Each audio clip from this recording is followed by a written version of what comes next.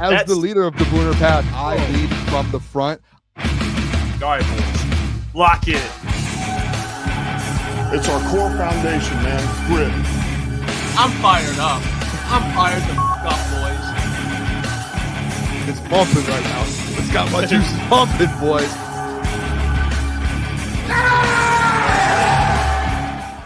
Welcome to Crunch Time Sports with Jeff and Boone. It's Monday, July 21st. It's the week of training camp. Things are already happening, Boone. We have so much stuff to get to today. It's not even funny. So, packed show. A lot of things coming out from training camp. A lot of things happened over the weekend, which we've posted on our channel, by the way, reacting to it. But we're going to discuss it today, Boone. A week-ish from Lions playing football. Preseason, baby. Yeah, 7 days until the Detroit Lions play football. Jeff Iafrate.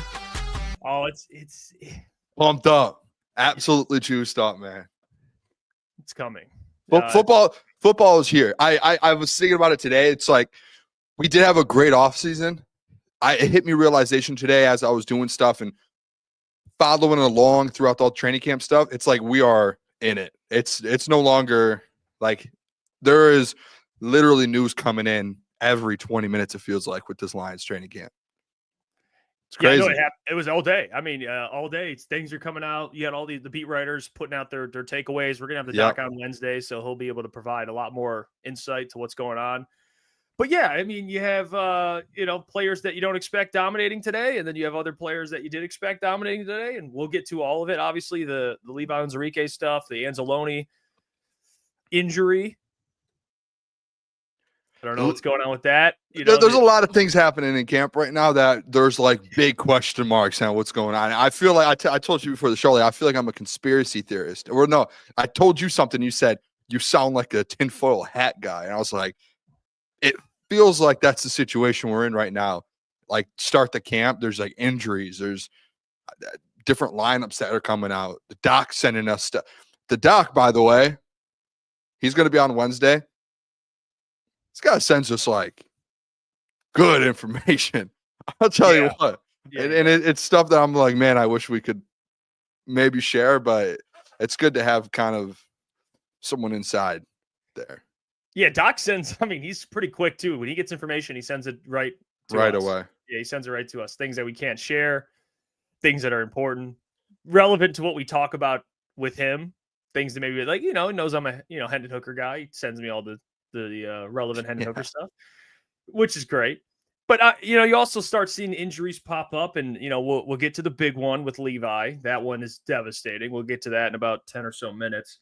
But you also had Ennis Rakestraw leave practice today with a chest injury, which at first, when you see chest injury,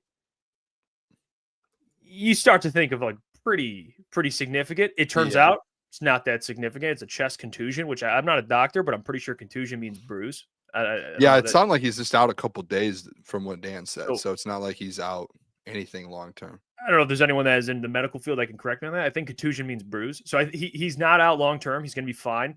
Another one, Sione Vaki, left today with a leg injury, which that is a whole nother thing. And then yesterday. Sorry, D-Ray. Ennis was yesterday, and they got the good results today. But Sione Vaki,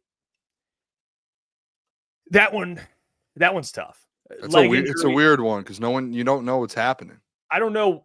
I don't know what it is. I don't know if anyone has seen anything yet. Yeah, I haven't saw anything with Sione Vaki, like an update or anything. But leg injury, usually not a good thing. And Sione, actually, Doc brought him up last week as someone that kind of watch out for because he's a very important special team player. Yeah. But also, he's kind of the guy that people expect maybe this year to be more solidified RB3 potentially. If there is an injury, we saw flashes last preseason, but he was going to get run in this preseason too. So hopefully Sione Vaki's injury is not that serious because I was looking forward to seeing him a little bit. I mean, they drafted him in the 4th round, so I was kind of like, hey, what are we getting out of Sione Vaki? Hopefully it's nothing serious with him. But so far, the injuries that are already there's nothing too concerning with a lot of guys. Like Taylor Decker, he'll be back. Pascal, he'll be back. Obviously, the Aleem and Malcolm Rodriguez stuff, we already know. But for the most part, Makai as well. Like, we knew those guys were going to be out. But so far, after an injury-riddled season, it's not too bad. mean, It's not too bad. You already lost. I mean, I know we're talking about it in a little bit. Levi, that's a pretty big one.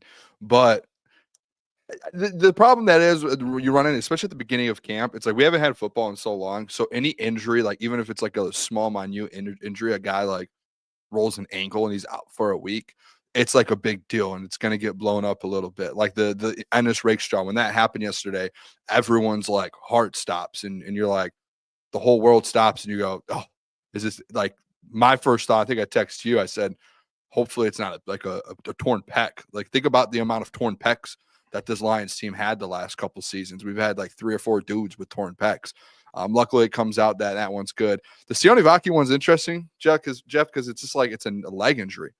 That could be so many different things. You just don't know. And hopefully, like obviously, leg, knee, that's like the biggest knock on wood, but that's like the first thing that you think of. So hopefully, it's nothing like that.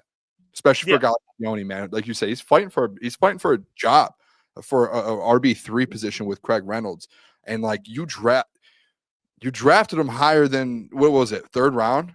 Like that's fourth round they took him. 4th round pick. So you expect him at some point to, hey, like let's try and get him in there to compete for your RB3 spot. This was going to be that season, year 2. So hopefully it's nothing serious. It's just so weird because now we're in camp. Anytime a player gets taken off the field, like today, like Roy Lopez, like it gets reported out that he got hurt, but then it's just like he walked off by himself, walked and talked to the trainers and was good. He didn't practice the rest of but he didn't go to the locker room. He was good. Like he was just on the sideline. So nothing serious, but just like the reports go out and everyone now in Detroit, it's just like a weird feeling now with injuries in Detroit. Cause when anything small happens, hearts drop.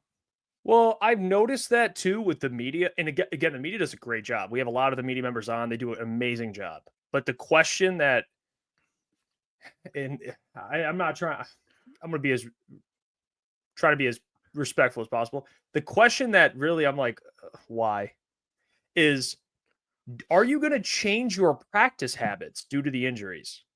Like, and I get it's a fair question, but let's think about this for a second. All right. Dan Campbell, they've ran the same operation while he's been here. And they've had the 5th year. And they've had seasons where they've had little to no injuries. And they've made runs in the playoffs. And they've been one of the last teams standing. And Dan has the same process last year. Guys get hurt. And now all of a sudden we have to redo the process. It's like, what? How about this? Injuries happen. It's a physical game. Sometimes you're not as lucky. And I think last year scared everybody to the point where now everyone's skeptical about everything, which is fine. I understand that that's the human element, but let's not act like if Dan would have been like, yeah, we're changing some things on how we do practice, I would have been like, really? So I'm glad he was like, no, like, we have to prepare these guys for a long season.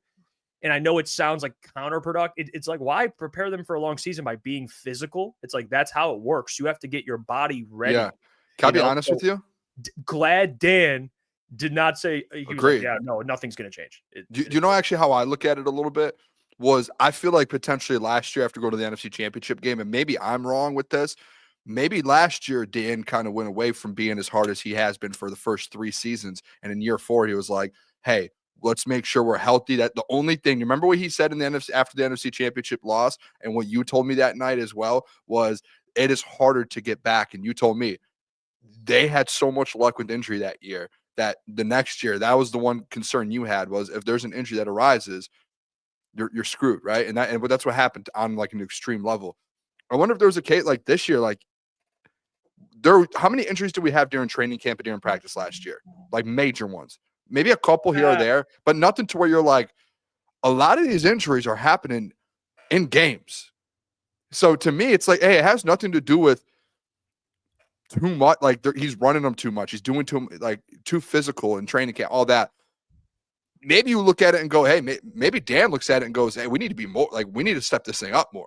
We need to run them more into the ground. We need to make sure they're even more prepared, extra prepared for when the games come around, that we don't have these small injuries, these random pec injuries, these random, like, and I know that's some weight room stuff as well, but there might actually, like, it might be a situation where Dan's just like, listen, we had injuries in these games where guys just were out physical and they're just these freak injuries. We need to make sure they're prepared preseason and they're ready to go and attack those games, and those injuries do not happen within games. So that could definitely be something that Dan's even looking at. I know a lot of people look at it and go, hey, maybe he needs to back off.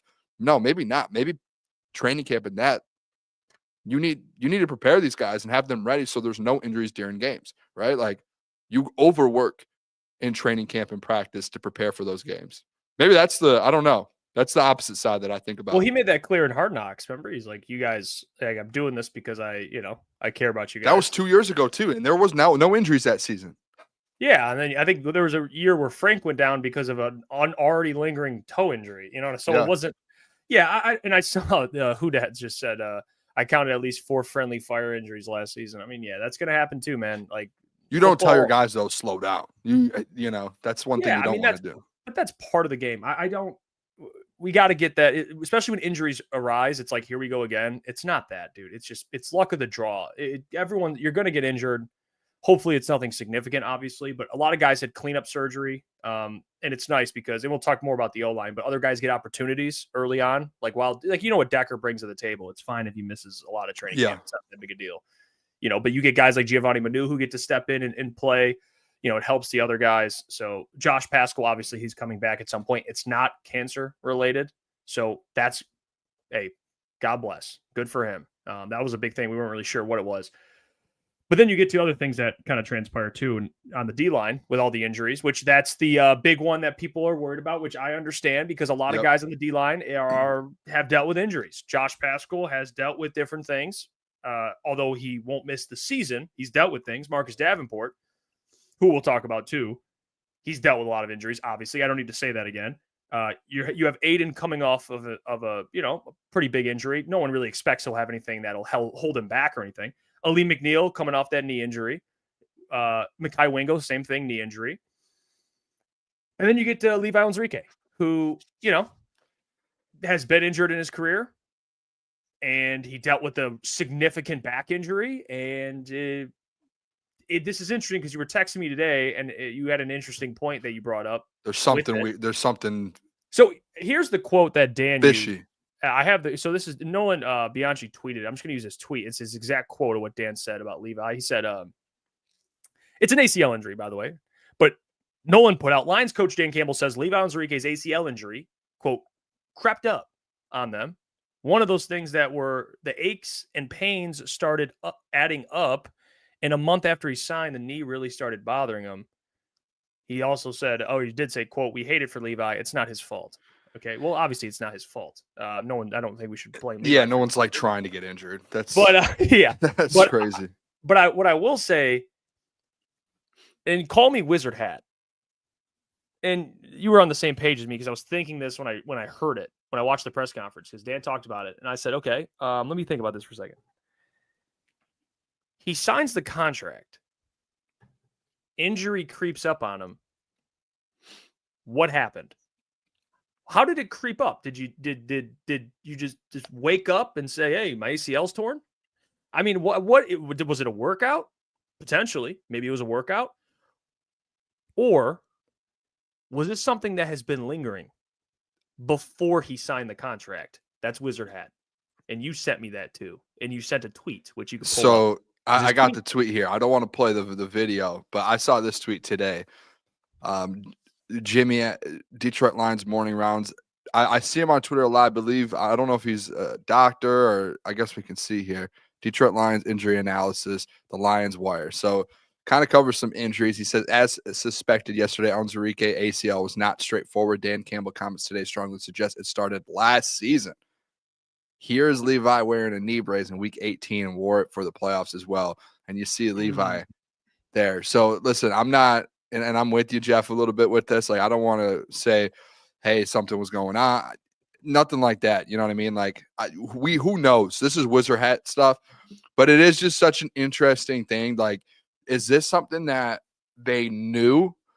Or, again, I don't want to put any blame. Did Levi have, hey, this happened, maybe I started to feel a little bit better after the season, doing rehab, I feel good, and then it just lingered, and then signs his contract a month later, says, hey, this isn't feel. I don't know. It is a really weird situation. I don't know what the contract looks like because I do know he was on there was some incentives within his deal. I believe him and Marcus Davenport had something similar, but it's such a, I don't know, man. If that was something that they knew a little bit about, like, hey, there's some knee issues, you would think, Jeff, that they would have done their due diligence before signing him to a deal and giving him $4.5 million, correct? Like you would hope that Brad did that due diligence, and they did, because they have been good with stuff like that. But obviously we do know Brad with some injury prone players, guys like that.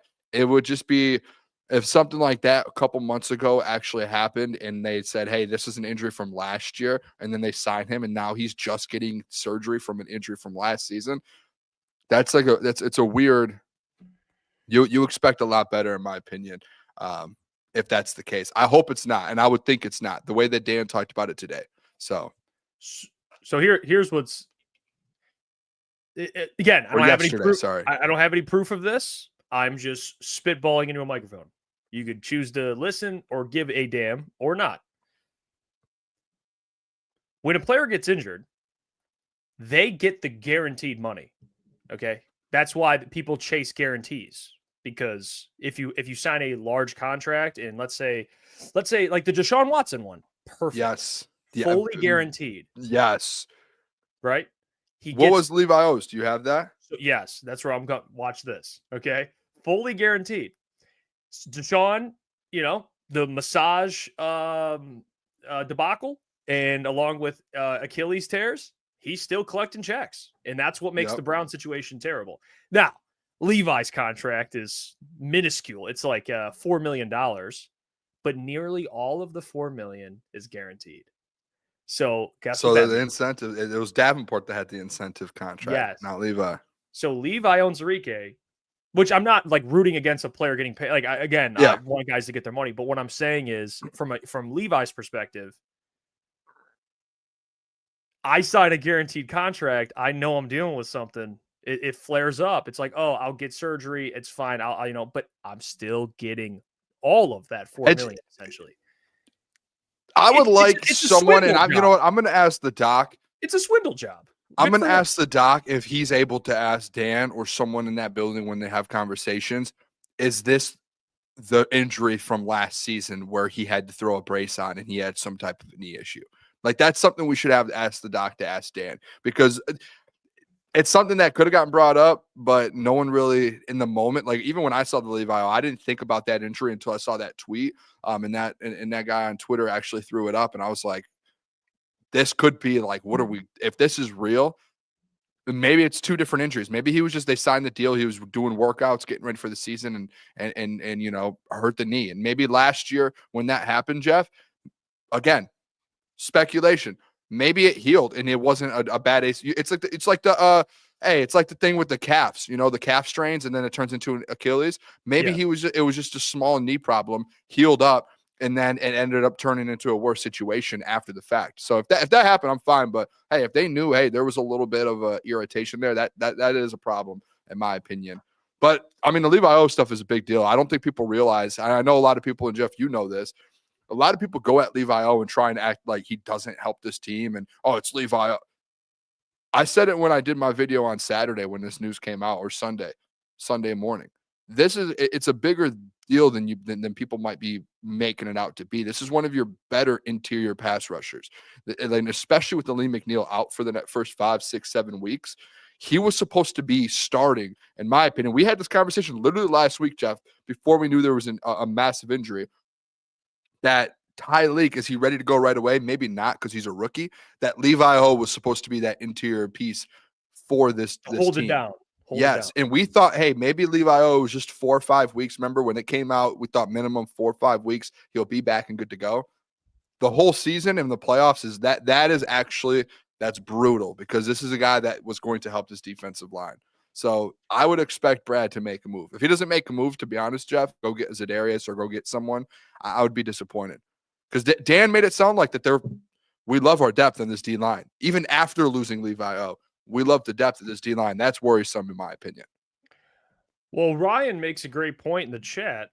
And this is what I was going to bring up too, man. The confusing part is they have to have some sort of physical before. Like Ryan says, NFL players must pass a physical exam administered by the team's physician before the contracts are finalized. For sure. So why was this? That's why I think maybe it was something after, but it's just a weird. Maybe a workout. I mean, I'm saying I'm not trying to jump to conclusions. I kind of am jumping to conclusions. But what I'm trying to say is, I don't know. It's a weird situation. I mean, did he sign the contract? He's like, I'm going to get right in the lab, and then maybe he tore it. I don't know. That could be true, but it is odd. Yep. It is odd with the timing. I'll just say that. All right. So I don't know. It's unfortunate, man. Levi, yeah, to your point, like you nailed it. Was supposed to be involved early. He's a part of the depth, and there's already so much uncertainty with health for this D-line that, yeah, it does suck. You know, it definitely sucks. Now, Dan mentioned it. You do, like you said, you have Tyleek, which I think he's going to be pretty good early. So I'm not as worried about it. But you got some guys here that are it's a little concerning, so hopefully, Roy Lopez, I don't know, you mentioned him with a slight, maybe he walked off on his own. So they're going to need every guy in that room. I mean, and I'm not going to mention Broderick. I don't think they're going to need him, but Roy Lopez, DJ Reader, Tyleek Williams, throw in there. They got some more depth inside. Josh Pascal he's a little tweener. AQM. I would jump to go sign Za'Darius. I think that's probably insane. You have to, man. You cannot sit back and not make a move. You just lost a top 6 defenseless, top 7 defensive lineman for a Super Bowl season. If Brad, and before this even lost, a lot of people questioning this D-line already. It's not like this was already a perfect defensive line. There were questions if this D-line can be a top-tier defensive line. So now all of a sudden you lose one of your top guys, not obviously a starter, but kind of a starter, because if Aleem's out, you're sitting there like, all right, it's either Levi O or it's Tyleek. Is Tyleek ready? If not, Levi O. So this isn't like a small – you didn't lose Broderick Martin. You lost a guy – I don't know if you heard this stat, Jeff. The man was top 15 in pressures for defensive tackles last season. Top 15. He is one of the better pass rushers, defensive tackle pass rushers, not just on the Detroit Lions, within the NFL last season. Obviously, he didn't convert and get a lot of sacks, but he's getting to the quarterback and putting pressure on the quarterback. And you're like, that's a big loss. It's a big loss. So I would be shocked, honestly, Jeff. I would be so shocked if Brad doesn't make a move to kind of counter this. And honestly, and I love Dan. I love this. This is one of those situations, Jeff, where we talked about last week, where it was like, hey, is what they are good at, like trusting in players and building a culture, is that going to be their downfall? I didn't like Dan being like, Levi's going to get through this and be back better than ever. Listen, he's on a 1-year deal. What makes you want to be like, yeah, we're bringing Levi back next year? He's had one good season for this team last year. Yeah, he was healthy 1 year. You don't bring him back. So like the fact that they're even like Dan's, that bothers me a little bit, that they have that mindset. And I get it. Like he's probably a great dude. Levi's always a great dude, but I'm kind of at the point where it's, hey man, you guys got to win a Super Bowl. We got to stop with this. Like, hey, great dude, man. We love having him in the building. No, like go find another great dude who's also a great dude. Great to be in the building and will produce for you and be healthy for 17 games. It's the, you know what I'm saying? So it's a problem I run into. Yeah. Doing the same thing, expecting a different result. You resign Levi Onwuzurike, you are insane. Okay. Yep. We already know how it's going to end. We know the story. We know how the story ends. Wish him luck. There'll be another team that gives him an opportunity. You need new faces. You need new faces in this D-line room. And I love that they drafted Tyleek. But yeah, Levi, I think that's over. I think Josh probably next. Just all reality. 3L next. 3L next. Appreciate you watching on Twitch. We're also live on YouTube, so your preference. He said they should go look for another D tackle, 3-tech via trade or something. You know what? I listen. What you're saying is not completely untrue. I just think they have I still think they have enough there, especially with guys' reinforcements coming back. So I don't think they need to make a move for another guy, because you're going to get Aleem Mackay back. So you'll have 2 other guys that are kind of 3-techs, and then Tyleek's a 3-tech. So you have you have Roy Lopez and DJ Reader. You got Mackay Wingo coming back. Yeah, the only thing I'm more concerned about is, and everyone already knows it, it's just Marcus. It's he's kind of the linchpin on for that defensive end 2 spot. So I would like more depth there. Maybe Ahmed Hassanin can show a lot more and be better than we expect. But other than that, Zadarius should be the priority. Do you want me to show you this, Jeff? Go ahead. Tim 20 man. He did his takeaways today. He put his takeaways out. The biggest takeaway he had from day one of training camp. You want someone to step up, Jeff Iafrate. You want a player to step up. Let me zoom in on this for you real quick. Tim 20 man. Day 2 observations. Oh my God. Let me just read this for you real quick. A dominant performance. Who do you think this is about? I'll tell you. Veteran edge rusher Marcus Davenport was a beast at Detroit Lions camp or practice Monday morning. It started in the first offense versus defense team period when he walked a tight end back into the running back for no gain, Jeff. 2 plays later, flushed Jared Goff out of the pocket and what would have been a sack. Later, he beat all-pro right tackle Penei Sewell for a sack in a team period. Davenport was the best player on the field for the Detroit Lions on Monday. The best player on the field for the Detroit Lions this past Monday, yesterday, or today. Today's Monday. Marcus Davenport. Stop the cap. I think. Listen, come on now, respect the man, huh? Let me say this, okay? Marcus Davenport, very happy. I think if he is dominant, I'm happy. I'm not going to root against the man. I don't want to root against the man and root for his downfall, so I'm not going to do that. I'm not a hater. I'm a fact spreader, truth teller. Based on history, it was never really a skill issue. It's an availability issue. All right. So do this for 80% of the season and we're good. Yeah, no, I'm still with you. I want to see him do it. I am with you still. No. Hopefully 80%, by the way, does not mean he misses the end of the season. I'd rather he miss the beginning and then come back and play to the end. We need him at the end. And listen, I'm complete with you. I think, and I get it.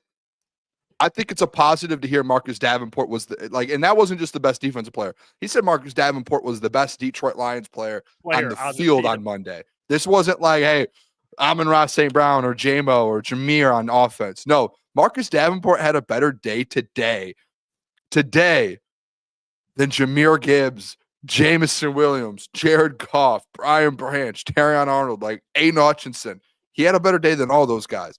So that's to me, that's a positive because we didn't get to see him play last year. Played 2 games, right? 3 games. So I think that's the positive. I'm still with you though. You need to be able to trust that he can even play for a full season because you know what's going to happen, right? He's going to have a big time training camp. He's going to look really good in training camp. And we're going to get to the season. And we're going to have a couple games. And then it's just someone's on the ground over there. Who is it? Marcus Davenport. Out 4 to 6 weeks. And then after the 4 to 6 weeks, it's it's the season. And you're like that's what happened last year. It's one of the most heartbreaking things to see. I said it last week. I said, listen, I would like him to train for training camp. Dominate all training camp, be the storyline of the training camp, just sit out for the whole season. And then when the playoffs come around, hop in. You're good to go. Maybe week 17, 18. Vaughn says Davenport is the guy sprinting at the beginning of the marathon. It's actually a great comp. Yeah, that's the guy. Yeah. Sprinting at the beginning, you're like, wow. And then you get 2-3 miles in, you're like, oh, okay. Now he's starting to cool off a little bit. Hopefully that's not the case. MP says banking on Davenport to provide production is a horrible bet. Yeah. That's why to me, now you lose Levi O, who is a little bit of production. You don't know what's going to happen with Davenport. If they do not, I'll tell you what. Clip farming's that's crazy. Clip farming. Who said that? Yeah, no. Tim. Someone take Tim 21's laptop away. He's clip farming. The funny part is though, Tim wrote that, and there's probably a lot in that article. The Lions put this on their Instagram story. They didn't Tim had a bunch of different takeaways. The Lions the Lions Instagram just took the Marcus Davenport snippet and put that on their Instagram. So I was like, okay, I think I know. They know what they're doing. Yes, they're trying to push things out there. I know Marcus knows the narrative. I mean, he definitely is aware of the narrative. I mean, it's just tough. Again, it's not like his fault. It's just a fact. Like, again, I'm not rooting against him. I hope he stays healthy, but it is a fact. He gets injured often. I mean, how many games? What's the most amount of games he's played in a season? Like 13, 11? Yeah, and he hasn't played that many since 2021, so it's been 4 years.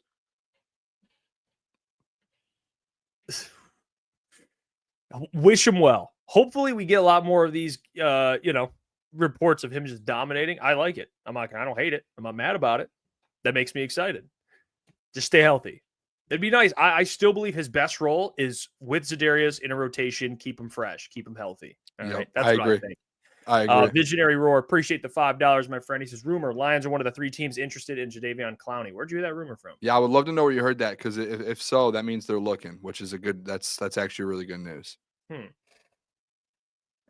I think that's the biggest thing, Jeff. I just want to know that Brad right now has a realization, because Dan, and I know Dan as the head coach has to be positive, right? He doesn't want to go and be like, our D-line room. But we have seen Dan be negative in training camp and call out specific rooms and call out specific players. So the fact, though, that he stood up there today and was like, or yesterday, whenever it was, and he was like, I'm comfortable with the depth we have in that D-line room. All we have to do is get to weeks 4 or 5 or whatever it is for reinforcements. They're coming. Even with the reinforcements, add some more. 3L next says the most he played is 15 games in 2022, and he only mustered up half a sack. Half a sack Davenport, as Klotz would say. That was with the Vikings, I think that year, 15 games. I don't even know how much he actually played, though, snap-wise, but still, half a sack, probably not. Oh, Saints. Okay. All right, it was the Saints. Yeah, that's oof. Ugh. It's been a while, man. It has been a very long time. Yeah, that's not AG's Burner says Porsche's only 55 years old. Take a look. Take a look. I mean, if they need an edge rusher, I'll step up. I'll get in there. I'll get a couple pat. Yeah, take a look. I don't know the Clowney thing. I don't know. I don't have any. I haven't seen that. Visionary Roar said Clowney said he wanted to play and talk to teams. Okay, well, I wonder what teams are interested in him. Clowney's still a good rotational piece. I think it would help. Definitely. Josina Anderson put it out at some point. Did the Lions? Let me see. Just got off the phone with free agent 7 hours ago. Just got off the phone with free agent linebacker Jadeveon Clowney to check in real quick. And he said, I'm still planning to play this season. Adding below, conversations ongoing. Teams will get much better idea of what they have and don't have as training camp transpires. And he also said, I've been keeping in touch with four to 5 teams. Oh, so there's nothing about the Lions being one of those teams. So I don't know, maybe if something happened to where the teams it came out that I don't know the exact teams. I don't know. If it was the Lions, that would be a Monday night show right there. You get some breaking news. But yeah, Coach Roach says, why wouldn't you go with Za'Darius? If they go with Clowney, it's because it's contractual. It's just the money then at that point. Because their preference is Za'Darius. Their preference is him. Polymarket Football on Twitter, they have 67,000 followers or 66,000. They tweeted out this morning 7 hours ago, breaking rumor. We believe the Lions are one of the 3 teams interested in edge Jadeveon Clowney, one team to watch out for. I don't know how reliable they are. Yeah. I don't know. I'm not sure, but it's something to keep an eye on. I've been saying it for this whole offseason. Za'Darius Smith, Jadeveon Clowney, and a guy who's still out there, a Detroit guy, Matthew Judon, who is very, he didn't have the best season last year, but put him on a good team, a Super Bowl team and a contending team. He'll give you something. That's all you need, right? You don't need a 10-sack guy. You're not going to get that. You need 4 to 6 sacks in here. Easy put this earlier. Hendon Hooker looked great today, Booner. Eat your heart out. Yeah, I texted Easy today because, I was watching their show, and he's mad that people are saying negative things about Hendon Hooker. The problem is, and he had a good day today. He's going to have good training camp day. You would think year 3, what was his pick? 3rd round pick? You would think a 3rd round pick in year 3 has a good day at camp. Right? You're in year 3 in a system. You can't play that both sides. No, that's a fact. We've had this conversation. He's in year 3. You said he was toast. He is. He's not going to be. He's not going to be your starter in the league. So, and like, I don't know. How about this? In my opinion, you can't rely on him to be your backup. No. You had to go get another backup quarterback mid-season last year. They didn't bring in anyone because they like him. They brought Teddy Bridgewater in. No, here we go. We're not going down that path again. Let's focus on right now. Kyle Allen. They haven't brought anyone. And they brought Kyle Allen in, a guy who's been Allen. a backup, who has been a QB2 the last 6 years. It's not like Kyle Allen's been QB3, QB4. He's been QB2 on the teams he's been on, behind Josh Allen. I'm not saying that Kyle Allen's better, but I'm just at the point to where, hey, I'm over the Hendon Hooker experience. Like, I love Easy. Easy today is like, I don't understand why people are saying they're over it. Because it's 28 years old. He's in year 3. He's a 3rd round pick, and he hasn't shown any sign that he could step in and win you a football game. Boone. He's shown you nothing. So let me get this straight. They had to bring another quarterback in because he wasn't ready to play in year 2. No, that's not true. That's not. Why was Teddy in the building? We've cleared this up many a times. It has nothing. It had to do with experience. You know that. If you want to go experience, yes, that's the same thing this year. You want experience. You're a Super Bowl team. You don't want an experiment. You want experience. I want experience. I don't want experiment. Let's get this straight. So the narrative for Boone for a while was this guy's toast. Yeah, like he's toast. You know, he's just not good. They brought in Teddy Bridgewater. Now that he has a good day, he's supposed to. He's a 3rd round pick. No, you can't do that. No, that's not what I'm saying. He's supposed to. I'm saying he is a NFL 3rd round quarterback who is in year 3. He will have good days. I'm not going to use those good days and be like, see, he's good. He's going to be just fine. No, put together a full offseason, put together some snaps in an actual NFL game, and we can have the conversation. But to me, he got drafted 3 years ago. The one opportunity where he was able to step in for Jared Goff, guess who stepped in? Not him. They had to bring in Teddy Bridgewater because of experience. And guess what this year? Guess who still doesn't have experience? He has another year. Dude, his first year he missed because of injury. So scratch that. Okay, so year 2. Either way, the man's 28 years old. Go get a backup who has started in the league. We do this with Jameson. Oh, first year doesn't count. Okay, first year doesn't count for Hendon. Let's be consistent. No, but the difference with Jameson and him is Jamo's actually getting snaps in the games. No, I'm saying just the first year. You're like, oh, he's 20-something years old. All right, fine. If you want to do year 2, fine. Either way, year 2. I had the same conversation with you last year. I was like, dude, he's going into the 2nd year. All right, year 2 this year. Let's call it year 2. And they haven't brought still a problem. They haven't brought in anyone like. Why was he QB3 yesterday then? What? Why was he QB3 yesterday to start camp? Because they're trying out different guys. No, it's the same why Giovanni you open camp. Dude, if you're in year 3, a 3rd round, you wasted a 3rd round pick on a quarterback, you better be QB2 minimum. They put Therese Fountain with the ones in training camp. Is it because he's good? No, it's because they swap. They move guys around. They did that when they got into it. No, they did it today. Giovanni Manu was tackle 3. Why? Because they move guys and they test guys out. Giovanni is tackle 3 though right now behind. No, they do that. They move guys around. They throw guys in different. You know, Booner, you know this. Listen, my whole point to this, Jeff. My whole point to this, and we can argue about it all we want. Why was it reported he had a great day today then? Because good for him, dude. He had a good day. Nice. Okay. What does that change? Does that change anything for you? Are you like you're back? Can we just react to it and be like the guy had a good day? Because a week ago you were telling me you were out on the whole experiment. No, I didn't say I'm out. I said you essentially did. You're like, all right, year 3, like it's whatever. Like I'm over it. Yeah, but can we acknowledge the guy had a day? I said congrats. Like good job, dude. Like he had a day. He is a 3rd round. Listen, I'm shocked out of anyone that you're not one that's on my side because you've gone at 3rd round. Like Broderick Martin. Broderick's going into year 3 as well. Yeah, but Broderick as a it's the same thing. No, they're both not 3rd round picks. Oh, so they're collegiate. And one. What? At least Broderick's got Heisman race, and then he tore his ACL and he blew his knee out. Yeah, dude, and he hasn't done anything since. What are you talking about? Right. At least be consistent. If we're gonna write Broderick off, why are we all just okay with a 28-year-old quarterback who hasn't shown anything? But Broderick, and you had to bring someone in because he couldn't play for you. Broderick had all the opportunities and still didn't do anything with them. He didn't miss. Oh my gosh, Jeff! You know what? This is unbelievable from you, man. This is unbelievable that we're having this Hendon Hooker conversation because of day 2 he made some good throws. But here's the thing. It's unreal, man. Here's I mean, you're falling for it again? I don't know dude. Hook, line, and sinker, man. Quit falling for this stuff, dude. No. Here's the thing. Jeez. Here's the thing. If the Lions, what did the Lions do? They drafted a defensive tackle, confirming Broderick stinks. Where's this quarterback they brought in? Kyle Allen's your guy? Quarterback is different than defensive tackle, dude. And you know that. You have a QB1. Quarterback's different than a defensive tackle. What are you talking about? What? What are you talking about?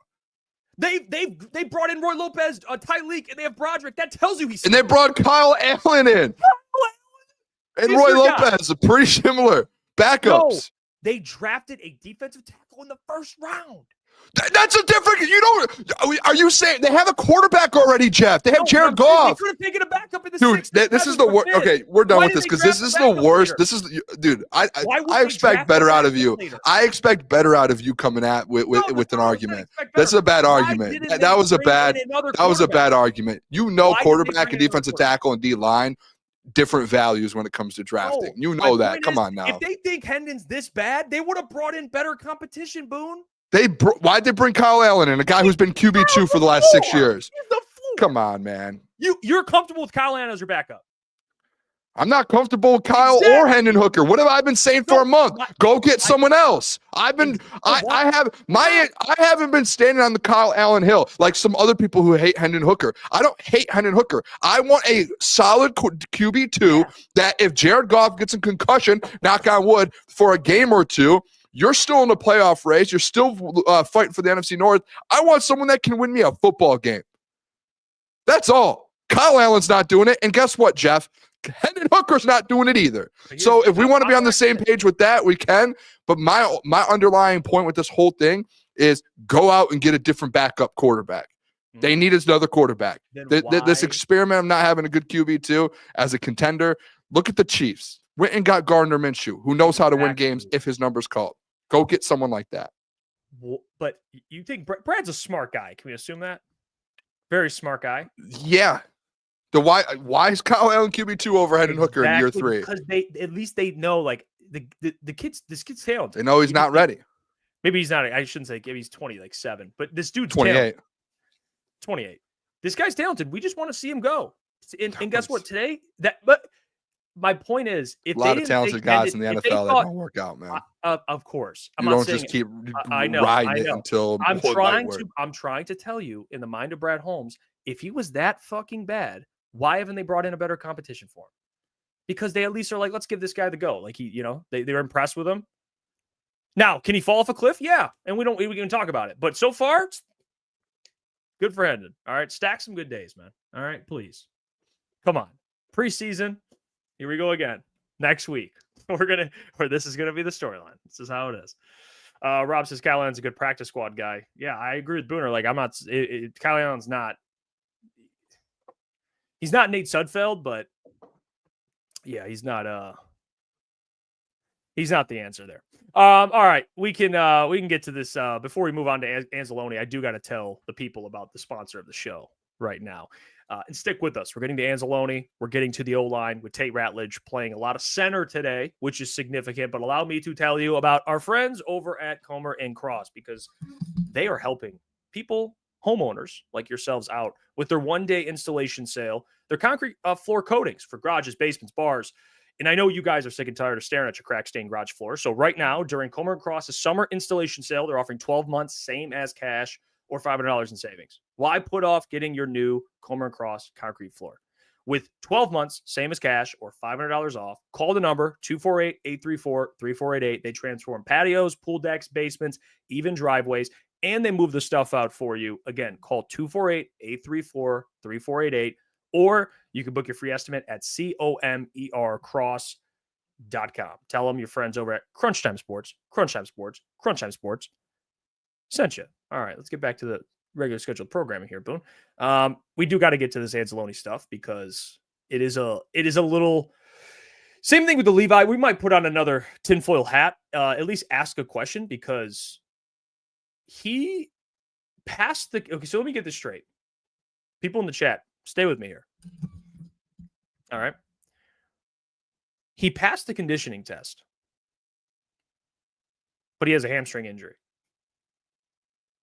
What's going on with that, Boone? Is this are we reading too much into it by suggesting maybe, or is this like is this like a conditioning test that's already happened? Or I don't know the timeline of this stuff. Yeah. But it just so happens it's like a hamstring strain. Yeah, I don't know what's going on with that. I told you I put a tweet together today wanting to throw it out there because I haven't heard really many people talk about it.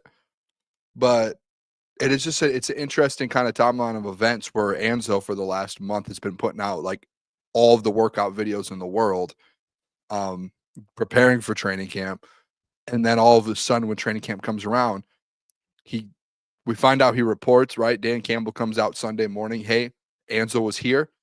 Aced. He didn't just say, hey, he decent test, got hurt.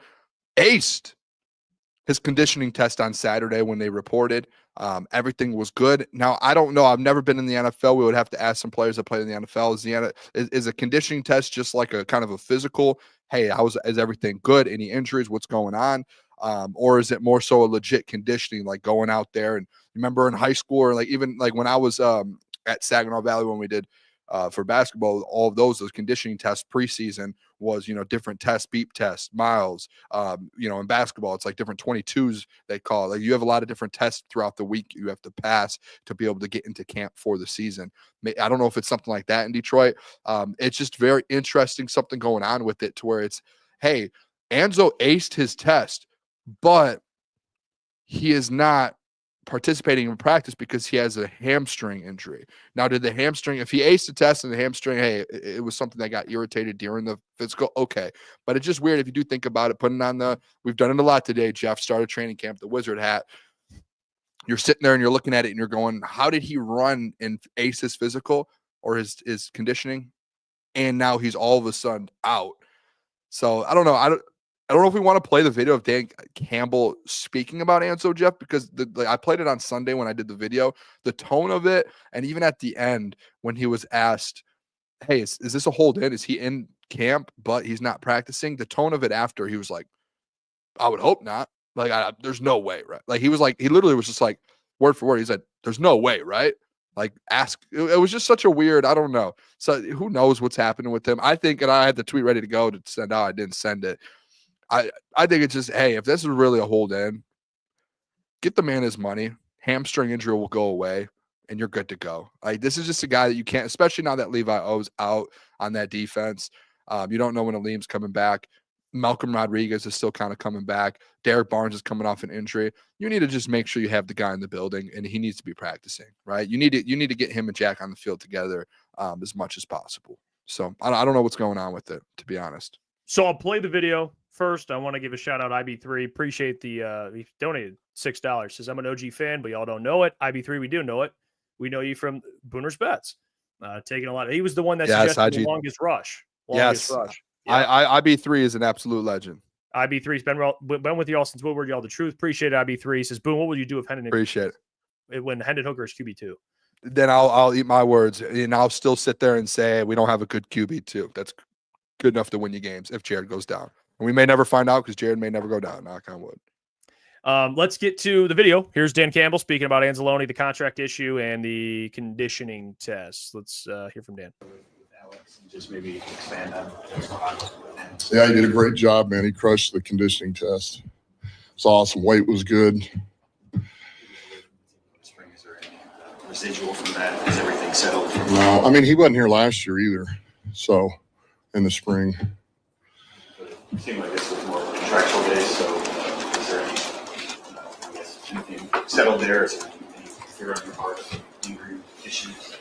No, I mean, not that I can really talk about, He's here, reported, did great on the conditioning test, weight's good, and ready to go. It's not a hold-in situation, just last month that with him not practicing. What's that? They said it's not a hold-in situation with him not practicing. Well, no way, right? I refuse to believe that. I refuse to believe that. Oh yeah, he refuses to believe that. Eric Taylor, appreciate the Crunch Time membership, by the way. Shout out Eric, man. Yeah.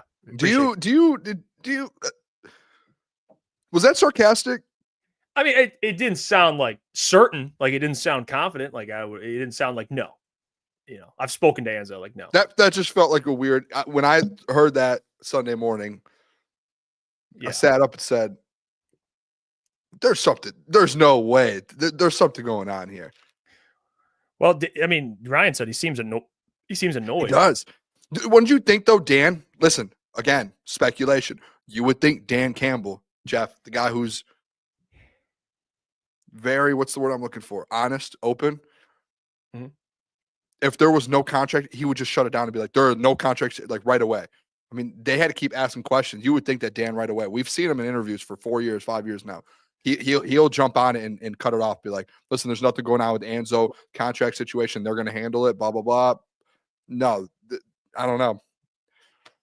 I might be overthinking it, but no, I don't think some things, man. It's like, yeah, I mean, some things you try and point out. Are you gonna be wrong? Sometimes, yeah, you are. But there's also things that I think are fair to bring up. I think that's fair. Like Dan has never dealt, and Brad, with a holdout. Like they've drafted and developed players, and those guys want to be here. They sign them, it gets done. Yep. Free agents want to be here. They sign them. They get done. He's used to guys wanting to be here. And obviously Enzo wants to be here, but they haven't had anyone that needs to be resigned that they didn't just get done. You know what I'm saying? Like Enzo's the first example of that. Of he wants. It really is to actually, and he wants a raise. He wants what he thinks he's owed, and he's like, I think I've displayed that.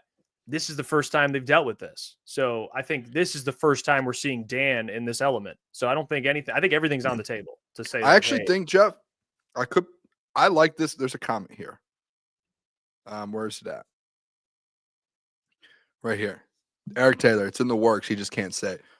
I do have a feeling in the back of my mind when all this is going on in the last 48 hours that the reason Enzo reported is because there is a contract on the table. And that they're kind of just figuring out kind of the little small details of the deal. And the reason he's not practicing potentially is because he wants to be safe and make sure this thing gets done. And then he's good to go. So I do think that there might be a situation to where you see, hey, Enzo's back at practice, hamstring's gone. Next 24 hours, Enzo got a deal, an extension. So I think there might be something on the table right now. I hope so. I've already said this too. If you're going to extend him, like Pat says, he wants a bag, I would only give him one more year. It's tricky, man. You have to really think about this. If you're Brad, just because there's going to be players that deserve extensions that you can't give extensions to. You can't just be like, extend him because he deserves it. Yeah. You can't extend everyone. You just can't. The problem that they run into is the Derek Barnes thing. Yeah, like you got to pick and choose, and there's going to be guys that get left out. And am I saying that Enzo could be the one? Potentially. I don't know. They have two of their linebackers locked up. I mean, Jack's not locked up, but he will be. I mean, he's still on his rookie deal. Derek Barnes locked up. So Enzo, despite what we think, it's like, do you think he's going to want to get paid more than Derek Barnes? So what did Derek get? 8? He's probably going to want 10. What was he getting paid now? Like 10? He's probably going to want a raise from that. So this is where it gets pretty difficult. And Enzo's not going to want a 1-year deal, dude. He's probably going to want at least 2 minimum. Yeah, 2. which that would put him under contract for. Yeah, exactly. Yeah. So the problem too, it's like, Jeff, right now your highest paid linebacker is your third best linebacker. That's where I think Enzo's like that. I kind of realized that Sunday when I did the video. He's getting paid 8. Enzo, I think, is getting 6 or 7, and Jack's getting like 4 on his rookie deal still. So it's like, oh, he's getting 6 or 7. He probably will want 10 then, something like that. He's going to want 10, yeah, because I believe Derek got 8. So it's just like, I get it with Enzo. Like, hey, me and Jack are the 2 best linebackers on this team. Jack's on a rookie deal. Brad's running into a situation, and I think that Derek Barnes contract could really bite you in the butt there because you gave him 8. Now Enzo's going to want 9 or 10, and Jack Campbell this next offseason is going to ask for a contract extension as well when he's eligible. So you're going to have 3 linebackers minimum over $8 million, right? Like you're sitting at it's a pretty tough spot to be in, especially when you're paying other guys. So that's why I think this thing's taking so long. Well, Tim Twentyman did talk about the other linebackers. He said here, linebacker Alex Anzalone hasn't practiced the first couple of days at camp because of a hamstring injury. Guess what? Zach Cunningham, the signing they brought in, stepped in at the will spot. He made the most of his opportunity. The 8-year veteran had 86 NFL starts under his belt, and he's a terrific athlete. He especially looked good early in space, in space in the pass game. He completely blew up a screenplay on a team period Monday. So Zach Cunningham's getting those reps, man. Zach Cunningham, he's a that, man. Oh, here we go. Actually, let's bring this up. That's not quite accurate, Jeff. You can extend anyone you want. The level of guarantee and raise is the only issue. The rest is unguaranteed. Okay, so I think we're arguing two different things here. You knew what I meant. Okay, you can't extend anyone at the price. What I mean is you can't. I have to translate this. You can't extend everyone at the price. Spoon feed it for a tar, man. Or chore. You can't extend. That's not like. If that was the case, there would be no one that leaves Super Bowl teams because they just extend everyone. No, come on, man. You know what I meant. You can't extend baseball. Everyone at the price they want. If Anzo wants, especially the guaranteed money or, the AAV, whatever the annual average is, that there's specifics. And these players they want to get paid, and I think Anzo is looking at it like, hey, man, I'm 30 years old. I'm playing pretty good football right now. I want to get paid. I want to be taken care of. And I just don't know if they'll be able to do that. Now, I did see, I don't know what you think about this because that's been your guy, but Jack Campbell had a hell of a day today. Hell of a day. They said he looked great in coverage. He was all over the place playing that Mike spot. So, hey, I'm just saying, if Jack Campbell, we believe Jack is that dude, they might be like, I don't know. I mean, you got some leverage if Jack's that good, at least. You're like, well, yeah, I know you want Anzo for a Super Bowl run. I'm not saying you don't need him or anything, but I've heard Jack Campbell we're 2 days in.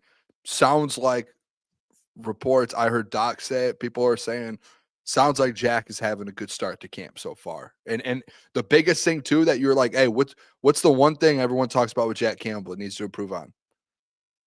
Well, the coverage, they said. And it seems like the first 2 days he's had multiple pass breakups. He's in there making plays and coverage. That's the one thing that you've been sitting there with Jack Campbell. Like, hey, just got to take a step there. Because everything else, all the other categories, when you take the top linebackers that play a minimum of 250 snaps or whatever it is, Jack's one of the highest ranked. He's top 7 in almost every category. Coverage is the one where people are like, hey, this is the one you need to improve at. And I think a lot of national media, a lot of people around the NFL look at Jack Campbell and they go, hey, if this guy figures out the coverage, he's one of the best in the league. And we saw that when the ESPN executive list came out. He was honorable mention. He literally said everything about Jack is good. Just needs to figure out the coverage. That's it. That's like the last missing piece, the stone for the Thanos hand or whatever that thing's called. That's it. Yeah. He needs one more Infinity Stone, and he's a pro. He's an all-pro player. Yeah, Tim talked about he had sticky coverage over the middle on one rep to force an incompletion. It didn't say who he was covering, but I'm sure like a tight end or something.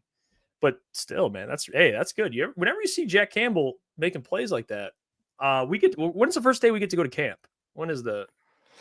Let me look it up. That's what I'm excited for. Because we'll get to see all this in person. Obviously, I know people in the chat will be there as well. So we'll July 28th, July 28th, 8:30 a.m. bright and early. That is a week from today. Next Monday, we're gonna be in Allen Park, man. And then they play Thursday. We're gonna be there the 28th and I believe the 29th. I think we're gonna be there back-to-back days, Monday, Tuesday, and then they play Thursday. So we're gonna see, man. I know a lot of people for camp are going to be there on the 26th, which I think is this Saturday or Sunday or Saturday. I mean, what kind of comment is this? If we see you guys around, can we say hi? No, 100%. No, don't ever say hi. No. Shout out MC3, man. Because our 6 security guards won't allow you to. Yeah, of course, dude. Yeah, of course. Please, I would encourage it. Come say what up, dude. Ed, I had someone. I can't remember who it was. Someone messaged me last year. I did a video. Screaming into the camera, Lions Super Bowl, and someone already messaged me and said, "Can we redo the video this year? Let's get another Super Bowl." I was like, yeah, let's go. No, the camp is so fun. Training camp is one of my favorite times of the year. Going to Allen Park. Yeah, Cartier, don't bother Booner in public. Yeah, just don't do that. No. I'll just start yelling at people. Yeah. It's Just maybe, dumping Kool-Aid on people. Don't come by me. yeah. Just say, hey, Jeff, headed Hooker sucks. Then I'll know what you mean. I'll know you watched today's show. That's fine. Jay Hart, no, we'll be there a bunch of other days or whatever the days. Yeah, we'll be there. I'll throw it out there real quick. July 28th to 29th, August 3rd, August 6th, August 14th, and the 21st. So we got 6 days we'll be out there if you can make it. Well, Can we talk about this offensive line, dude? Well, I was just going to say. This is the only one thing I want to talk about all day is this O-line. I'm fired up about this O-line. So let's play the clip of Dan talking about competition on that offensive line. And it's going to be a battle, boo. It's going to be an absolute battle. So let's play this clip, and then we'll bring up the Tate Ratledge stuff. But let's take a listen to Dan Campbell. I think we've got a real good vision of where, certainly where I see it going and where we want it to go and what, really what we believe in, we're still, man, the ground game is important. It'll always be important. Got a number of players that got to show up for us. As everyone knows, those players know, but man, our old line, we got to sort this old line out. It's an open competition right now. And that's going to be important this camp. Is we got to find some guys that we know we can count on. They're going to win the job. They're going to be guys we can rely on. I know Hank will do a good job getting them ready, but it's really about, putting our guys in position to win their one-on-one matchups because we got some guys that can do that. And so what is the matchup of the day? What's the matchup of the week? And let's let those guys go win and let golf get us in the right play and facilitate it. So, I feel real good about it. Yeah, he said the one position group, man, that he's got his eyes on, that offensive line. And you have the rookie, Tate Ratledge, being thrown into the fire. He handled all the first-team snaps at center today, while Christian Mahogany was at left guard and Graham was at right guard. He's right there. Was that the prediction that we had talked about for a while? What do you mean predict? Well, I thought he would start at guard, Tate Ratledge. Oh yeah, me and Klotz, we kind of both wanted to just Ratledge at center and just let it roll. And I don't know if you saw it. Are you on our Twitter right now? I have it already ready. Can you throw up the Graham Glasgow thing? Because I think the biggest thing, and for people who don't know, obviously when camp starts yesterday, all the beat writers are out there yesterday and today. And the one thing, like, they're running reps, man. They're first team, second team, third team. Obviously, you saw there Tate was center the whole time. Every first team snap, it was Tate Ratledge, and that was the lineup that they had was left guard Christian, Tate Ratledge at the center, and then obviously Graham right.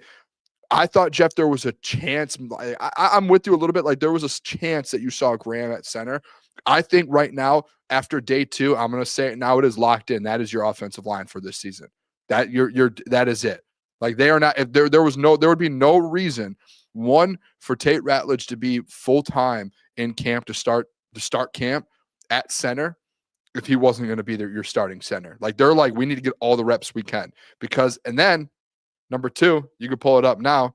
Graham Glasgow speaks with Dave Burkett. Shout out Dave Burkett, friend of the show. He puts out an article today speaking with Graham Glasgow, and Graham Glasgow comes out and says, I'm so much more happy at right guard. So Graham wants to be in right guard. He doesn't want to play center. He doesn't want to play left guard. He wants to play his position. And now, Jeff, I don't know about you. This just makes you think to last year how miserable Graham must have been, like out of position, being like, this is like he just signed his contract. I think he signed his contract before they brought Zach or Zeitler in. Yeah, Zeitler in. You're all right. Yeah, and he signs before thinking he's going to be the right guard for the next few years. Zeitler gets brought in, who played. I read the article. Graham literally was like, they bring Zeitler in, and he played 12 years at right guard. You're not going to have him move left. And he was like, I took one for the team, essentially, not word for word, and he moved over. So looking back and seeing what Graham's saying now, dude, I have nothing but respect. I know he had such a bad year while battling injuries. The man kind of took one for the team and moved to left, and he took a beating from fans, from media, for how he played. Even us, you know what I mean? We said a lot of things. It was a fact. He just didn't play well. But now we know he was just so far out of position that he would way rather be at right guard. Like, that's his natural where he wants to be. So I think Yeah, Graham's bouncing back. By the sounds of that, it feels like Graham's going to be fine at right guard. Yeah, well, I mean, they talk a lot about the standard, right? That's the standard. Decker mentioned that today in his press conference. Like the standard for them, which is set by Hank, is we want to be the best O-line in the league, no matter who's in there. Even though they lose Frank, they acknowledge it's a big loss, but they still have high expectations. They still want to be a great O-line. Everything on the offense still runs through them, obviously.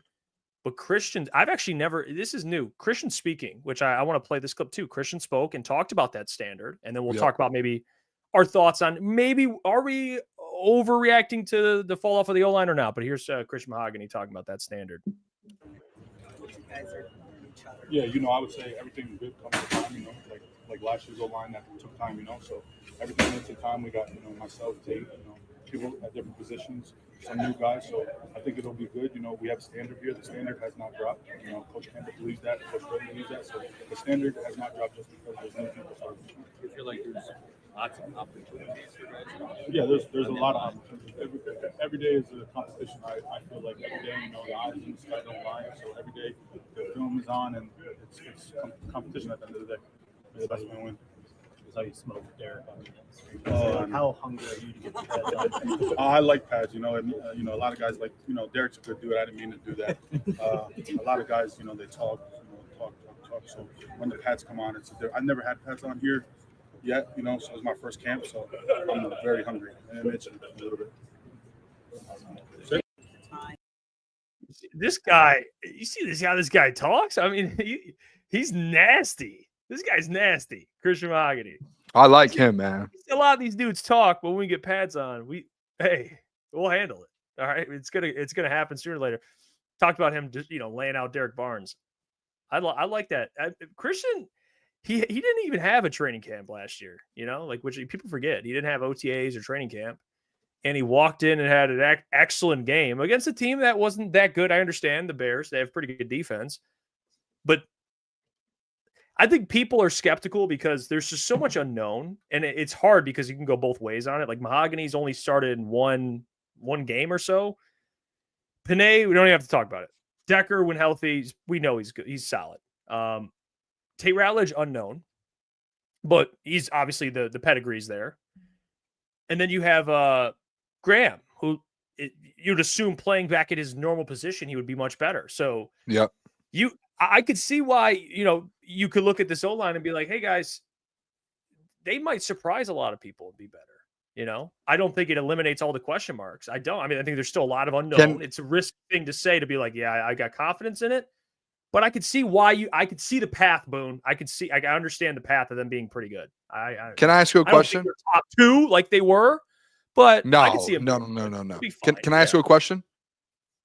Yeah, go ahead. 2 days in, the fact too, and I know the hardest part I think about, like especially like a new O-line, especially when you had the best one in the NFL, and the speculation goes out, and really you had, when was it that all this stuff started happening around the draft? You have 3 months that you're sitting there, and us doing a show and the fan base sitting there kind of questioning everything, and as the time goes on, because it's such a long off season, you start to overthink it more and more and more. And you start to think like, hey, this thing's not going to work.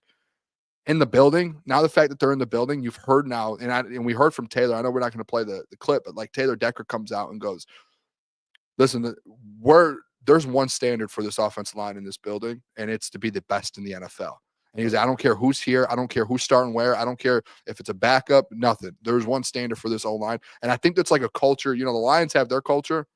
I think that O-line room has their own. And when Panay and Taylor Decker are in there, I don't think it changes. Like there's a standard. And Taylor Decker comes out and says, we're going to be the best. Now you hear him say that. You hear Christian Mahogany be like, listen, we're going to figure this thing out. Tate Ratledge is a very good offensive lineman, and hopefully, I know he's still a rookie, but steps up. You hear Graham now talk, and you know what Panay is. Now that actually these guys are talking in the building, does it feel like to you like there's a little bit more of a weight lifted off your chest and being like, okay, maybe it's not as bad and it's going to be as tough as what it was perceived to be because of the 3-month kind of layoff of the offseason, and it just that kind of that narrative gets formed and gets bigger and bigger.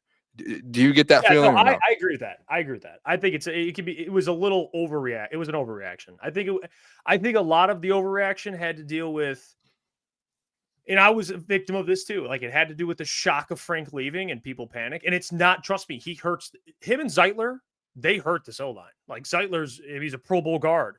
Frank's a top 2 center. Like, it's going to hurt. But when you talk about who's coming in, I think I will give credit to Brad. He's done a really good job of rebuilding it with pieces that do I believe have bright futures. Like, I've said it already before. I think Christian Mahogany is going to be a breakout player this year. Like, I have stated that months ago when we did breakout players. Like, I think Mahogany is one of those guys. I think he's just his mentality. Like, there's something about him. The way he plays the game, he's physical, he's nasty. You know, last year he fit like a glove. It's gonna hurt a little bit that he doesn't have Frank next to him. But I think Mahogany's I think he could be a starter, like a solid starter. Agreed. Big thing is, like, where's Tate at early? You know, I think if Tate is better early than we expect, then I think this O-line will be fine.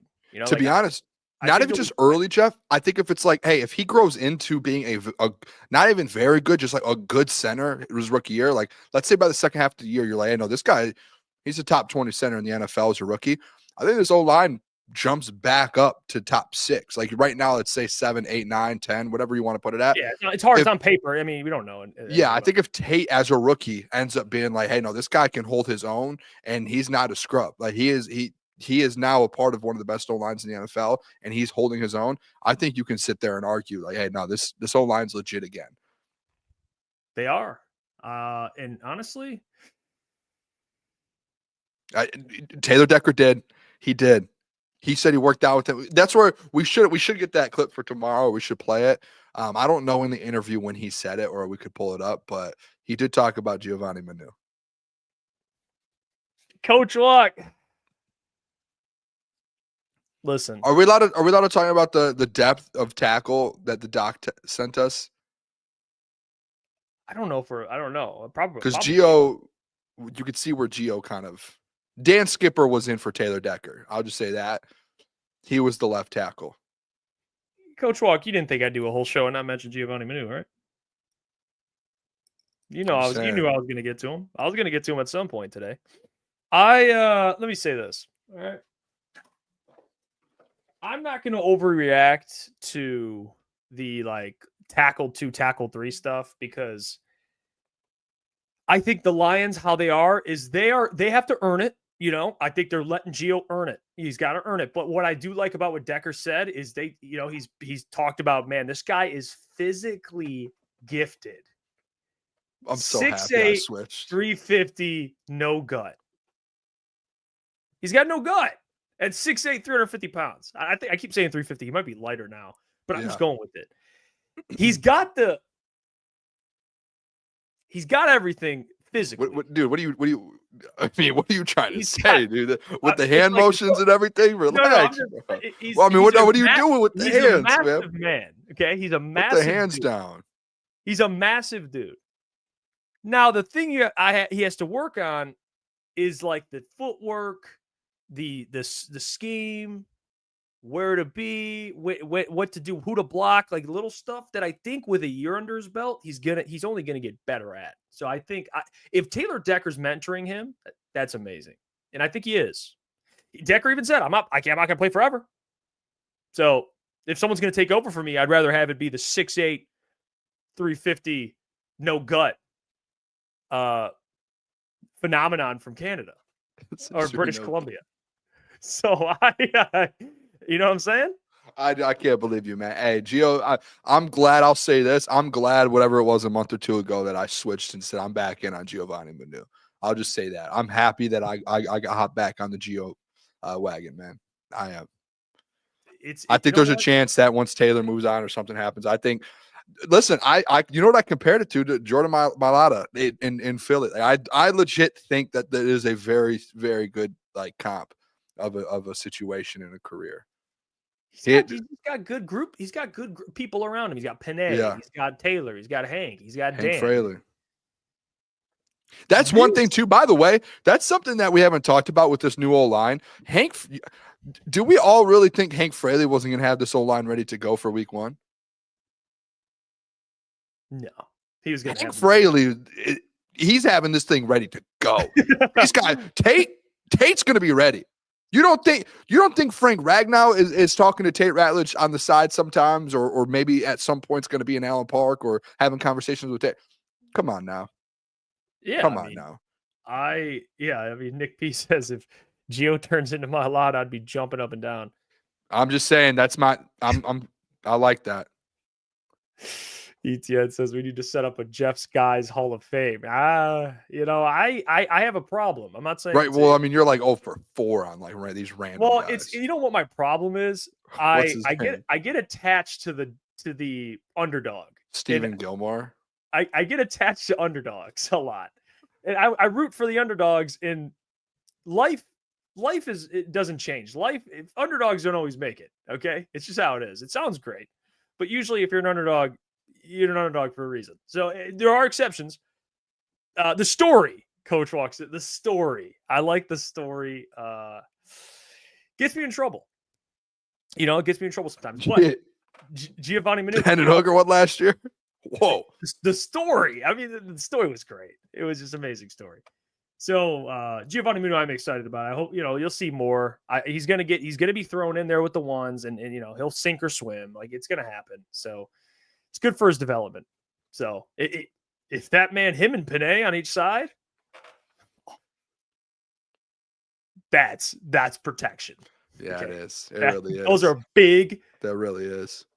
Big dudes. Those are big dudes. All right. So hopefully it works out. If not, they got to draft the Stephen Gilmore, man. This guy. Yeah, Hendon that one Hooker. I remember when you it's like Stephon Gilmore's brother. It's like I remember when you looked at me and said, "Hey, I'm out on him." We literally walked into training camp last year. We're watching. We're literally 5 feet away from the corners, and you go, I don't even think you knew it was him. You just go, "Who is this small high schooler?" I don't even know. This guy looks like he's 12 out there. I said, "Bro, that's Stephen Gilmore. That's your guy." Like, I'm out. I'm out. I'm out. So you actually see him on the field, you're like, what? To be fair, now the difference between him and his brother. His brother's probably way bigger than that. It's the story that gets me. I'm like, he had a pick in the preseason. I was like, yeah, wow, he's got a little bit of that grit to him. No, he did not have it. He didn't have the grit. He didn't have enough grit. Obviously, they got rid of him. So, by the way, Freddie Fowler just ate an ice cream sandwich for the first time in 10 years. Yeah. Interesting. Drafted that in our sandwich draft last Friday. Didn't go too well with the people, but it's okay. It is all right. All right. I forgot about that on Friday, dude. That was so funny. I want to stay on the offense. Okay. I think we're sleeping. I think we're not talking enough about a player, man. I just think so. And he said something. He talked to the media, and Dave Montgomery straight up said, "I'm the hungriest I've ever been." I'm the hungriest I've ever been. Think about it. He's been in the NFL for years now. Played with the Bears, played with the Lions, had some great years with the Lions for RB2. I mean, for a very good RB2, RB1 at times. But you hear Dave Montgomery last year ended the season early due to injury, and he says, "I'm the hungriest I've ever been." Are we not talking about Dave Montgomery enough? I think we're talking a lot about Jameer. It's been the Jameer, rightfully so. Rightfully so. We talk about Jameer. He's incredible. He's a top 3 running back. Are we forgetting they might have 2 top 15 running backs? And Montgomery is a guy who can get 1,000 yards and double-digit touchdowns. Yep. And how is that going to play into Jameer's production? Because he is going to be healthy. And I do think that Jameer is going to be RB1. But I don't think it's going to be a 60-40 split for Jameer. I think it'll be 50-50 as opposed to 60-40 in favor of David. Like, I think they'll get even carry share this year. And if you want to count the touches in the passing game, maybe you give the slight nod to Jameer there. But let's not forget, Dave Montgomery's probably going to get 700-800 rushing yards at the minimum this year. So, and probably double-digit touchdowns. You can go ahead and bet it right now as soon as the lines come out. They might. I don't know. You can't do anytime touchdown scores right now. I don't think so. There's one for week 1. It's like plus 150 or something. Yeah, I looked at it already. For Dave Montgomery to score? Hold on, let me pull it up for you. I want to make sure we get an accurate. Lock it in right now. No, I'm with you. I think that DeMont scores week 1. I think. Listen, I'm right lockstep with you with David Montgomery, and I've had this conversation. I think the biggest thing, and a lot of people think, and you know, who I actually heard say, I heard Jason Kambinda say it as well when he was shout out to Heavies. He was on their show, and he had brought it up, saying that he thinks this year Jahmyr Gibbs is going to have a bigger year because that they're going to let him. You know, they've been kind of slowly getting him into it. I think with D-Mont, like this is what I've been saying all summer, Jeff. Like, I think they're content with the split backfield. And Dan was asked about D-Mont today, and he said the same thing. Like, we didn't forget about, he literally was like, we didn't forget about D-Mont. D-Mont's still a big piece for us, and he's still going to be splitting carries, and he's going to be getting carries with Jahmyr Gibbs. So I think a lot of people on the outside have this thought process of, hey, Jahmyr's so good that they're going to just go all in on Jahmyr. I disagree. I think they're going to split with D-Mont still. It's not going to be maybe 50-50, but that 60-40, I think it ends up being that. And I think D-Mont still gets a lot of love this year. That's why I had him at over 1,000 all-purpose yards, because I think he gets 700, 750 rushing and about 250 receiving yards, and another 10 touchdowns. Let me pull this up. Who do we play week 1 again? Packers. All right. Hold on. I swear there was touchdown scorers when I looked. I think it's in Lambeau. There was definitely touchdown scorers. Future specials. No. Oh, week 1 right here. No, dude, I swear I saw touchdown scorers before.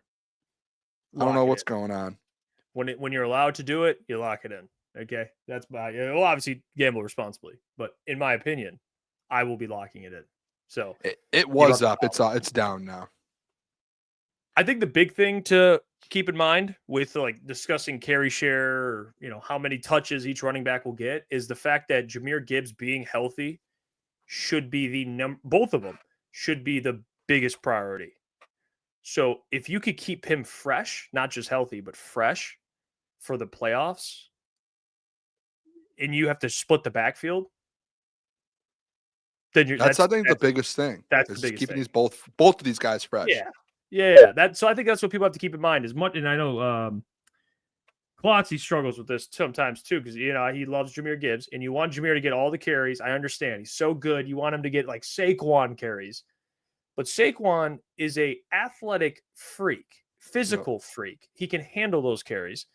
Derrick Henry can handle those carries. I think Jahmyr showed in the games that David was out, he could handle those carries. But I'm talking about through an entire season. You got to keep this man fresh and healthy, and that's probably because, again, he's going to be involved in the passing game like more than like Derrick Henry will be. So he's going to get touches in other places. It's just keeping that dude healthy for a playoff run should be the priority. Because to be fair, Saquon for years was going through hamstring injuries, knee injuries, ankle injuries. Like, soft tissue even stuff. Saquon, and that's in New York. They were it was all Saquon, and it's like, hey, if you want that with Jahmyr, like, last year Saquon had a healthy season, but go look at Saquon's career. He's gotten run into the ground, and he just constantly has different soft tissue injuries, knee injuries. Like, things are just happening with him. And I think it's smart for them to not. And I know, like, yes, we all love Jahmyr Gibbs to get every touch, because every time he touches it, he could take it to the house, obviously.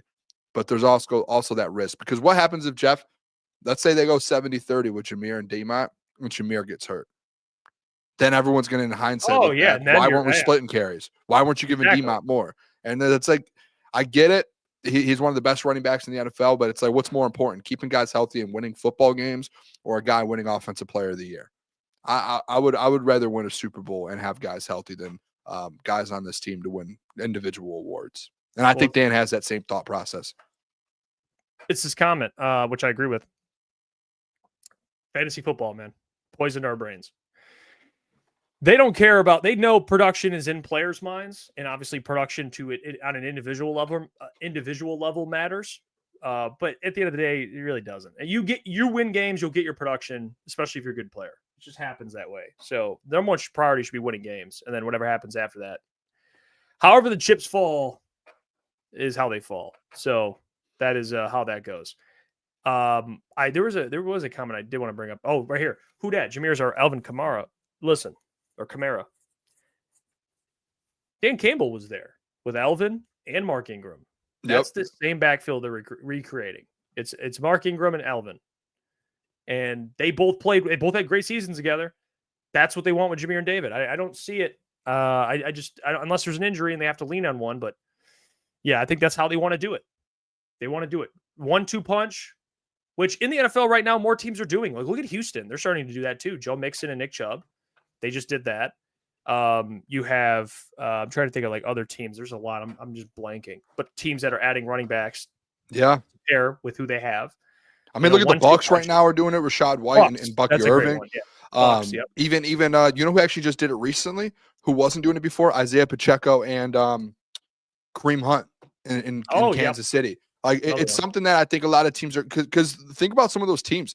They have these star running backs, not even star running backs. Running backs kind of start coming on the scene, and you're like, oh, this guy's good. And then guess what happens? Injured. Look at the Dolphins with Devon Achane and when they had Raheem Mostert.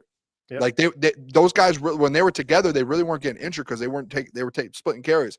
But then as soon as one of them would go down, like they both were just constantly injured at a point because they had to carry the load the whole time because the other one was injured. And then one would get injured, one would come back. So it's like, hey, if you can keep two running backs healthy, especially a guy who's top 3 in the league and another guy who's top potentially 15 to 20, dude, no one is stopping you. Like the run game, especially like, that's a big thing, I think, with this O-line being a little younger now is, yes, you rely on that O-line, but if you have running backs that are vets and can make plays and they're healthy, that helps the O-line out as well because they're going to make guys miss. They're going to make plays as well. Yeah, like Coach, Atlanta, Miami, like you brought up Miami, Atlanta too, Bijan, Tyler Algier, like, and Bijan had a great year and they still had Tyler Algier. So I think the Lions kind of showed it's a copycat league, and I think the Lions brought that back, and now other teams are starting to do it as well. So we'll see with Dave Montgomery. But Boone, we're doing Overreaction Monday today, aren't we? We are going to. We're going to do it a different way. We're going to do NFL Overreaction Monday. I put a couple Detroit Lions in there. I was watching today, and shout out to Rich Eisen, who does Overreaction Monday. I think he might have been the first to ever do it on the scene. Like I don't know. I've watched this for years. He does amazing. It. Yeah, he's done it for years, and I don't know why we've never done it the kind of way he does it. But we've been doing it to where, hey, bring one take, and we'll go back to that next week or the week after. Maybe we'll go back and forth to where, hey, bring one big overreaction from the NFL and the Detroit Lions for the upcoming season, and that you want to kind of submit. Today, what we're going to do it Rich Eisen style. Around the NFL, Overreaction Monday, Detroit Lions Overreaction Monday. And I'm going to throw out scenarios, different overreactions that we've seen in the media and that we have seen over the last couple months. And I want the people in the chat and you, Jeff, tell me whether or not you think it's an overreaction or not. Let's do it. You want to do it? All right. First one here. This is this is a pretty interesting one because we've seen over the last couple of years, Jeff, I feel like we've had a lot of repeat MVPs. Josh Allen is the first time, but Lamar, Patrick Mahomes, we've seen a lot of repeat MVPs. Something I keep seeing this year, that we might have a new MVP in the NFL. The NFL will have a new MVP in the 2025 season that we have never seen before. Is that an overreaction or an underreaction? I don't think that's an overreaction. I think the MVP award over the last couple of years has been they're notable quarterbacks always. Josh Allen, Lamar Jackson, Pat Mahomes, Aaron Rodgers 3 times, Lamar, Pat Mahomes, Tom Brady, Matt Ryan. There are exceptions. But there are guys that are young in this league that are only getting better that I think can surprise someone. Like, I think there's guys that are on that tier of like year 2, year 3 that are the future of the league. They might not be Mahomes yet or Lamar or any of these guys, but I would not be shocked if there's another guy that just pops off for a great year and they win like 12, 13 games, kind of like a Matt Ryan. Who would you say? That's tough. Because they're all guys that are coming off like, even the guys I do like CJ Stroud coming off a tough year, Trevor coming off a tough year, Caleb I really like. I don't think he wins MVP though, but I think You just Jaden did not- Daniels. I was going to say you mentioned Caleb before Jaden Daniels. That might be the most Yeah. disrespectful Yeah, no, comment of your life. okay, that's fair. That's fair. But like Jaden Daniels, another good example. Like Herbert, like Herbert's put up numbers before. So yeah, I don't think that's an overreaction. I think there could definitely be someone that comes out of nowhere, steals it. I'm going to Goff, say it's an overreaction. I think this year it's either, and I would love Jared Goff. Some people in the chat saying Jared Goff would love that. I think he's in the conversation. He's going to be a top 6 again. I think it's going to be Mahomes. I think it's going to either be Mahomes, Lamar Jackson, or Josh Allen again. I think it's going to be one of those 3. You do believe in like voters fatigue sometimes with some guys that are always there? A little bit, but like the Lamar thing, like Lamar won already. Well, Aaron won 3 in a row, so I guess that's yeah. Like I just in the end, like I do think it is there, but I just think like this is a perfect year for a Patrick Mahomes to win one or 2 because in a row, like sorry. yeah, because Patrick just hasn't won one in a while, and the team was down kind of I know they went to the Super Bowl, but they didn't play very well. If he goes out there and puts numbers up this year, I wouldn't be shocked. Or now I would not be shocked if Lamar does what he did last year. They have to give it to him this year because last year's was incredible. All right, next one here. Overreaction or underreaction? The NFC North will be the best division in the NFL once again. The Green Bay Packers, Chicago Bears, Minnesota Vikings, and the Detroit Lions. The NFC North will be the best division in the NFL this season.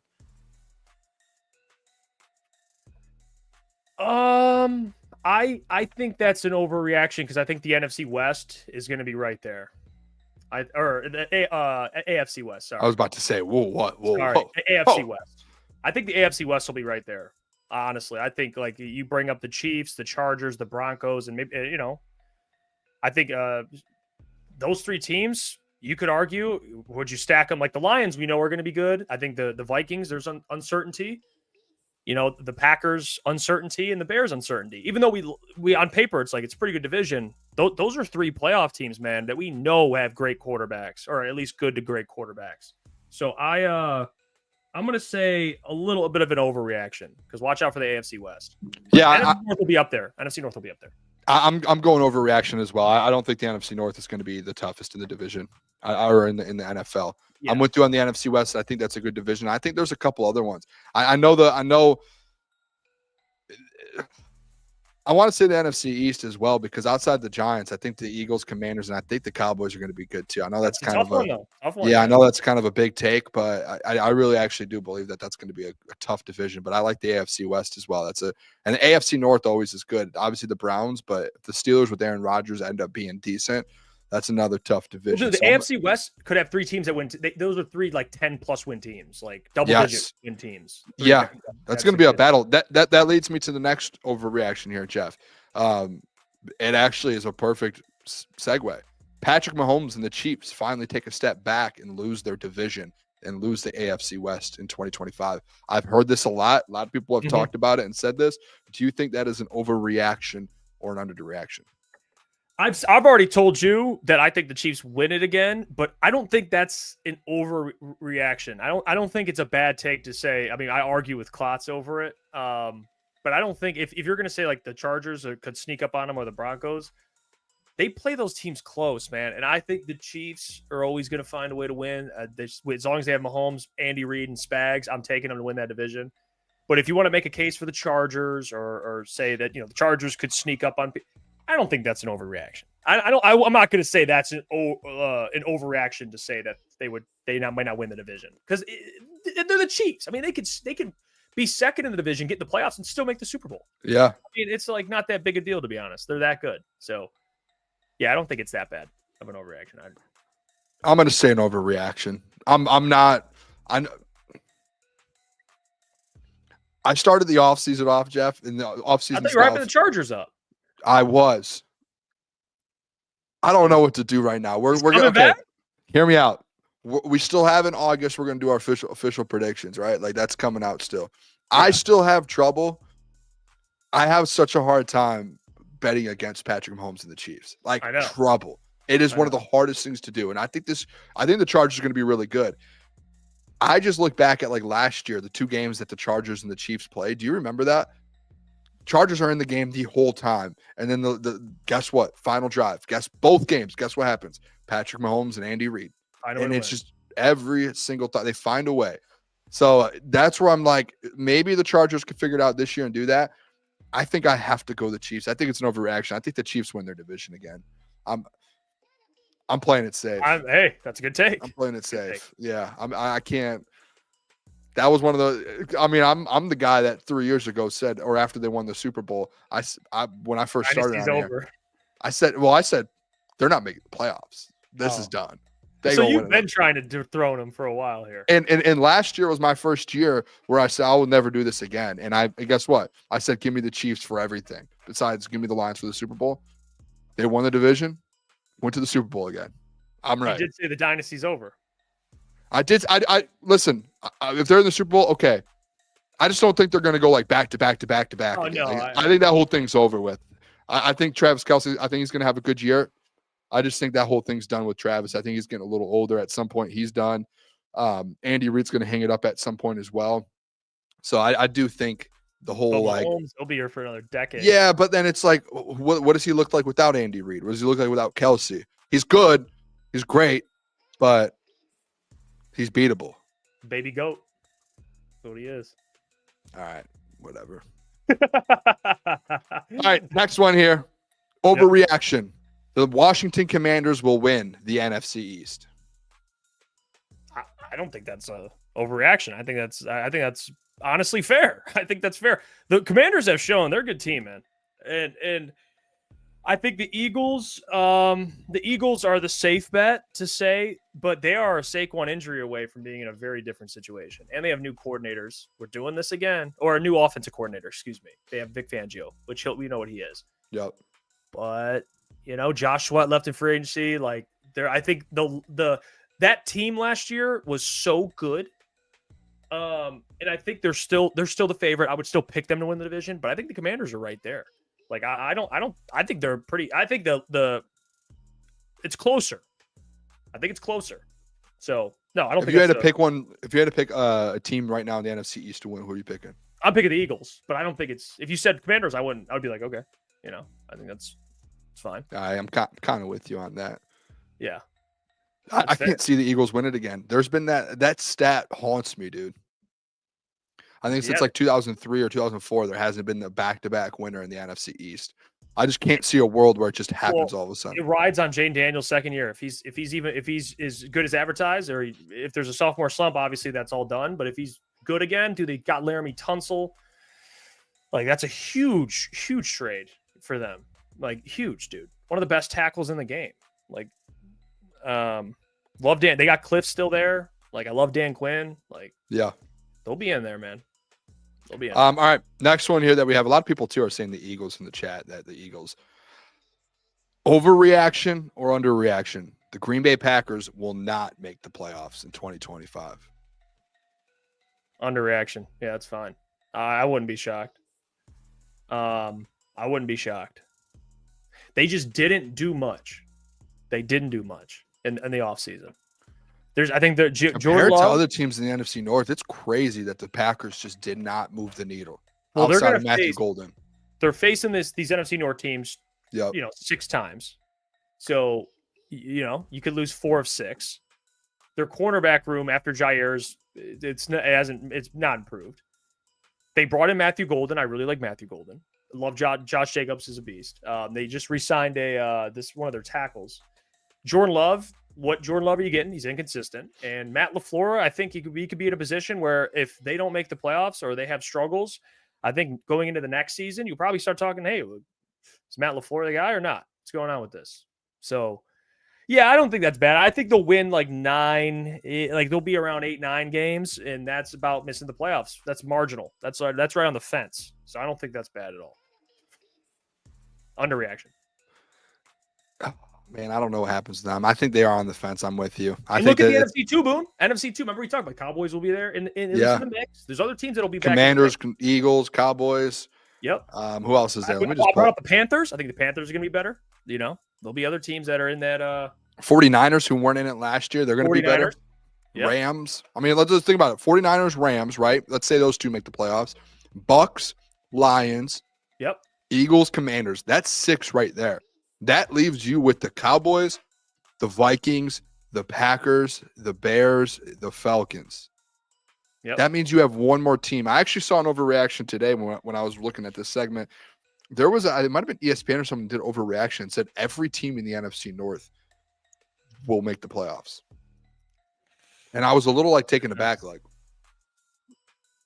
I was like, there's no way. That's 4. How many teams make the playoffs? 7? Yes. So you're telling me that the NFC North's going to get every single wild card team? There's no way. Now with the schedule that the NFC North has.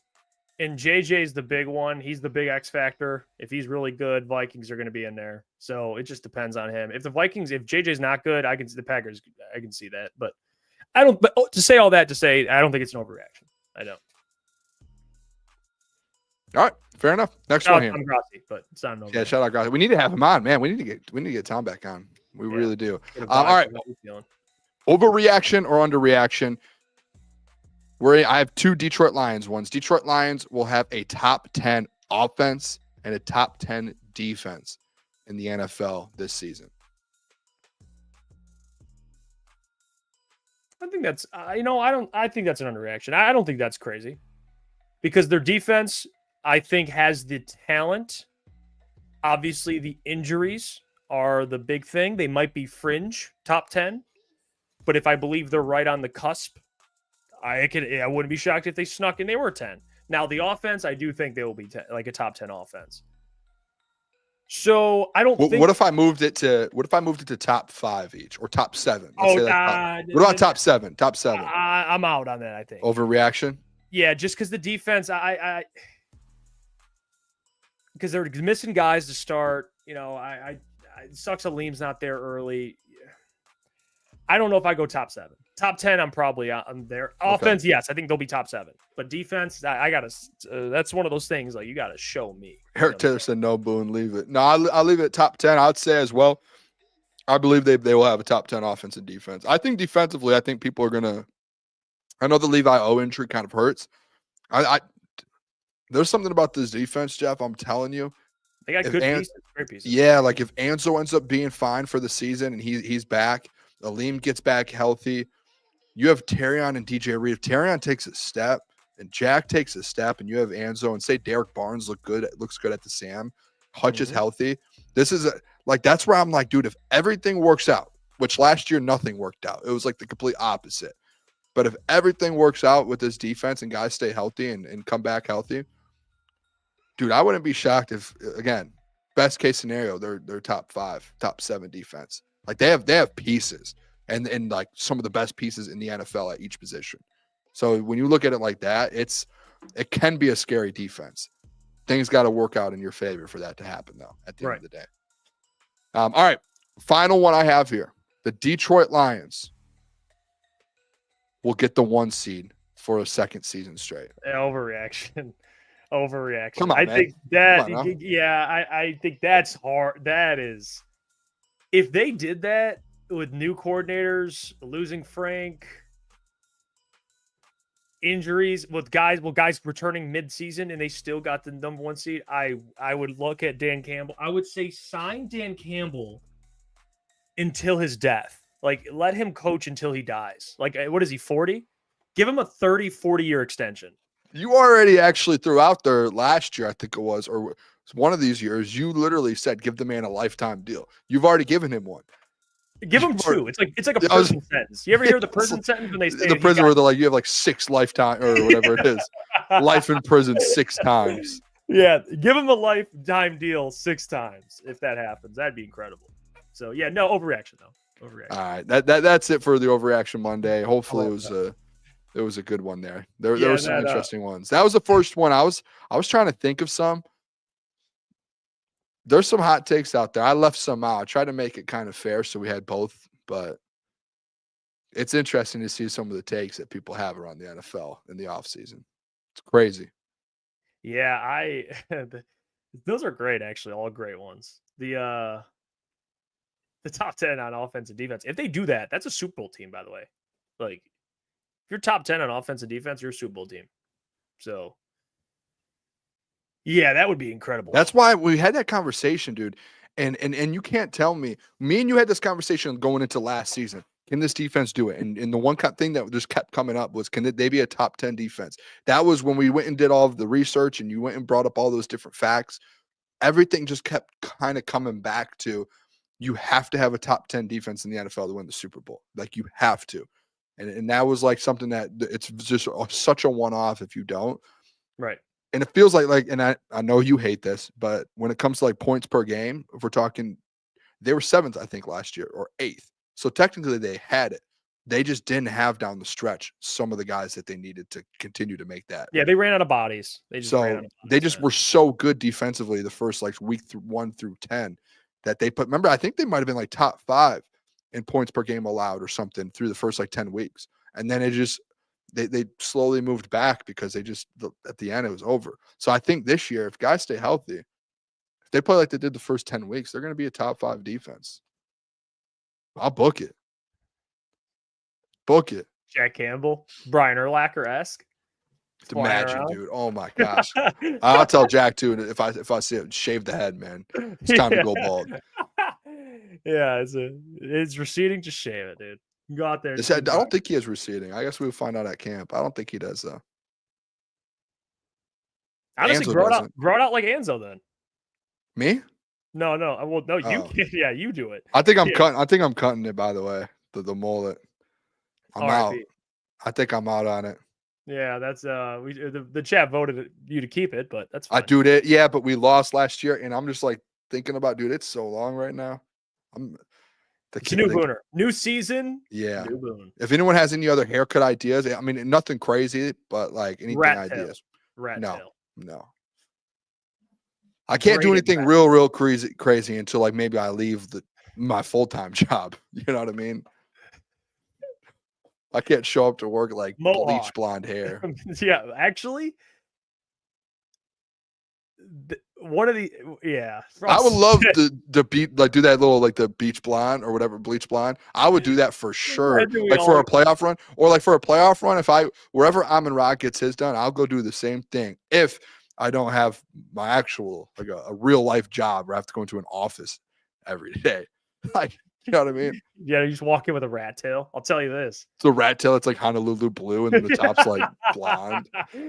I think I already get looks with the mullet that I have.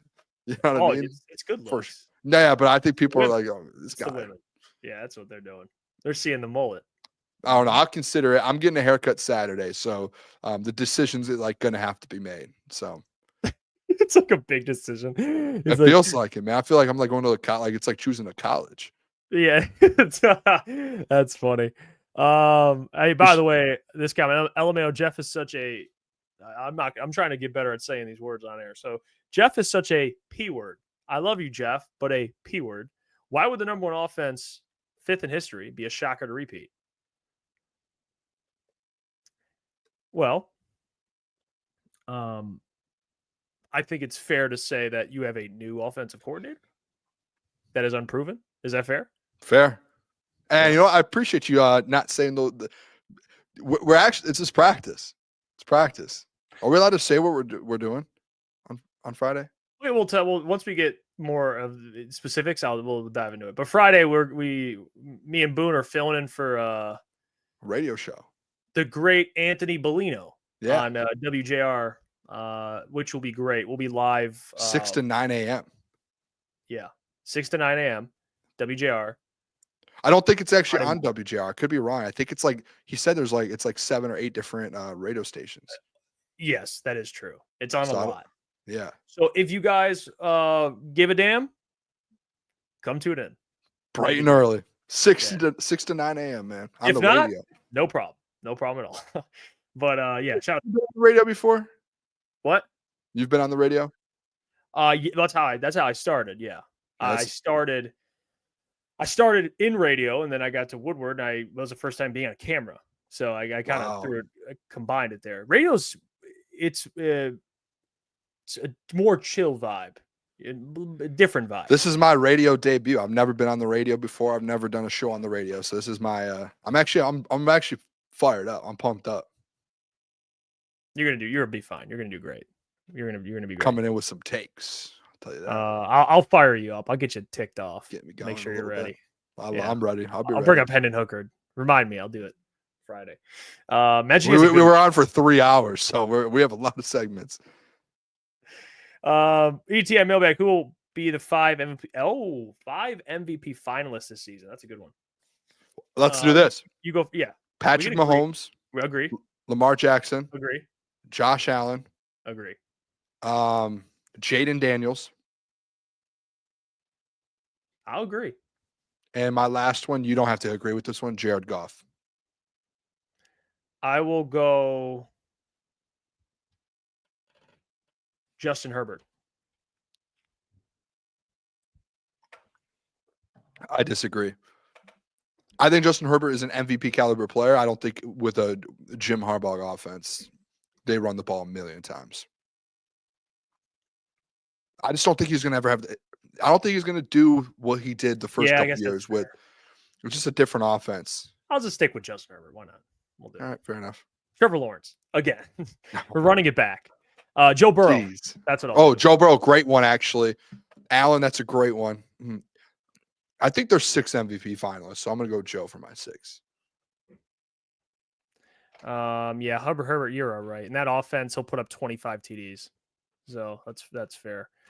Alan says, Jeff and Boone, you guys planning on going to any road games this season? It's tough. We got shows every weekend. So probably not. No. I would love to one day. Maybe when I retire, take a trip around the country, go to some Lions home road games, but till then. we're locked in right now. No road games, but we will be streaming those road games, which you can watch here on Crunch Time Sports. Yep. So yeah, we'll be live screaming into a camera. So you guys can that'll be fun.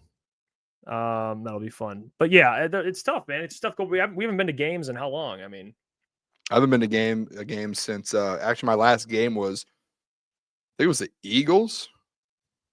It was either the Eagles a couple years ago, and I also was at the game where James Houston almost killed Trevor Lawrence. Shout out Maz. Maz actually just last minute was Boone go. Oh, I did the pregame show, and after the pregame show, he said, "Here you go," and I just scooted over there. Solo.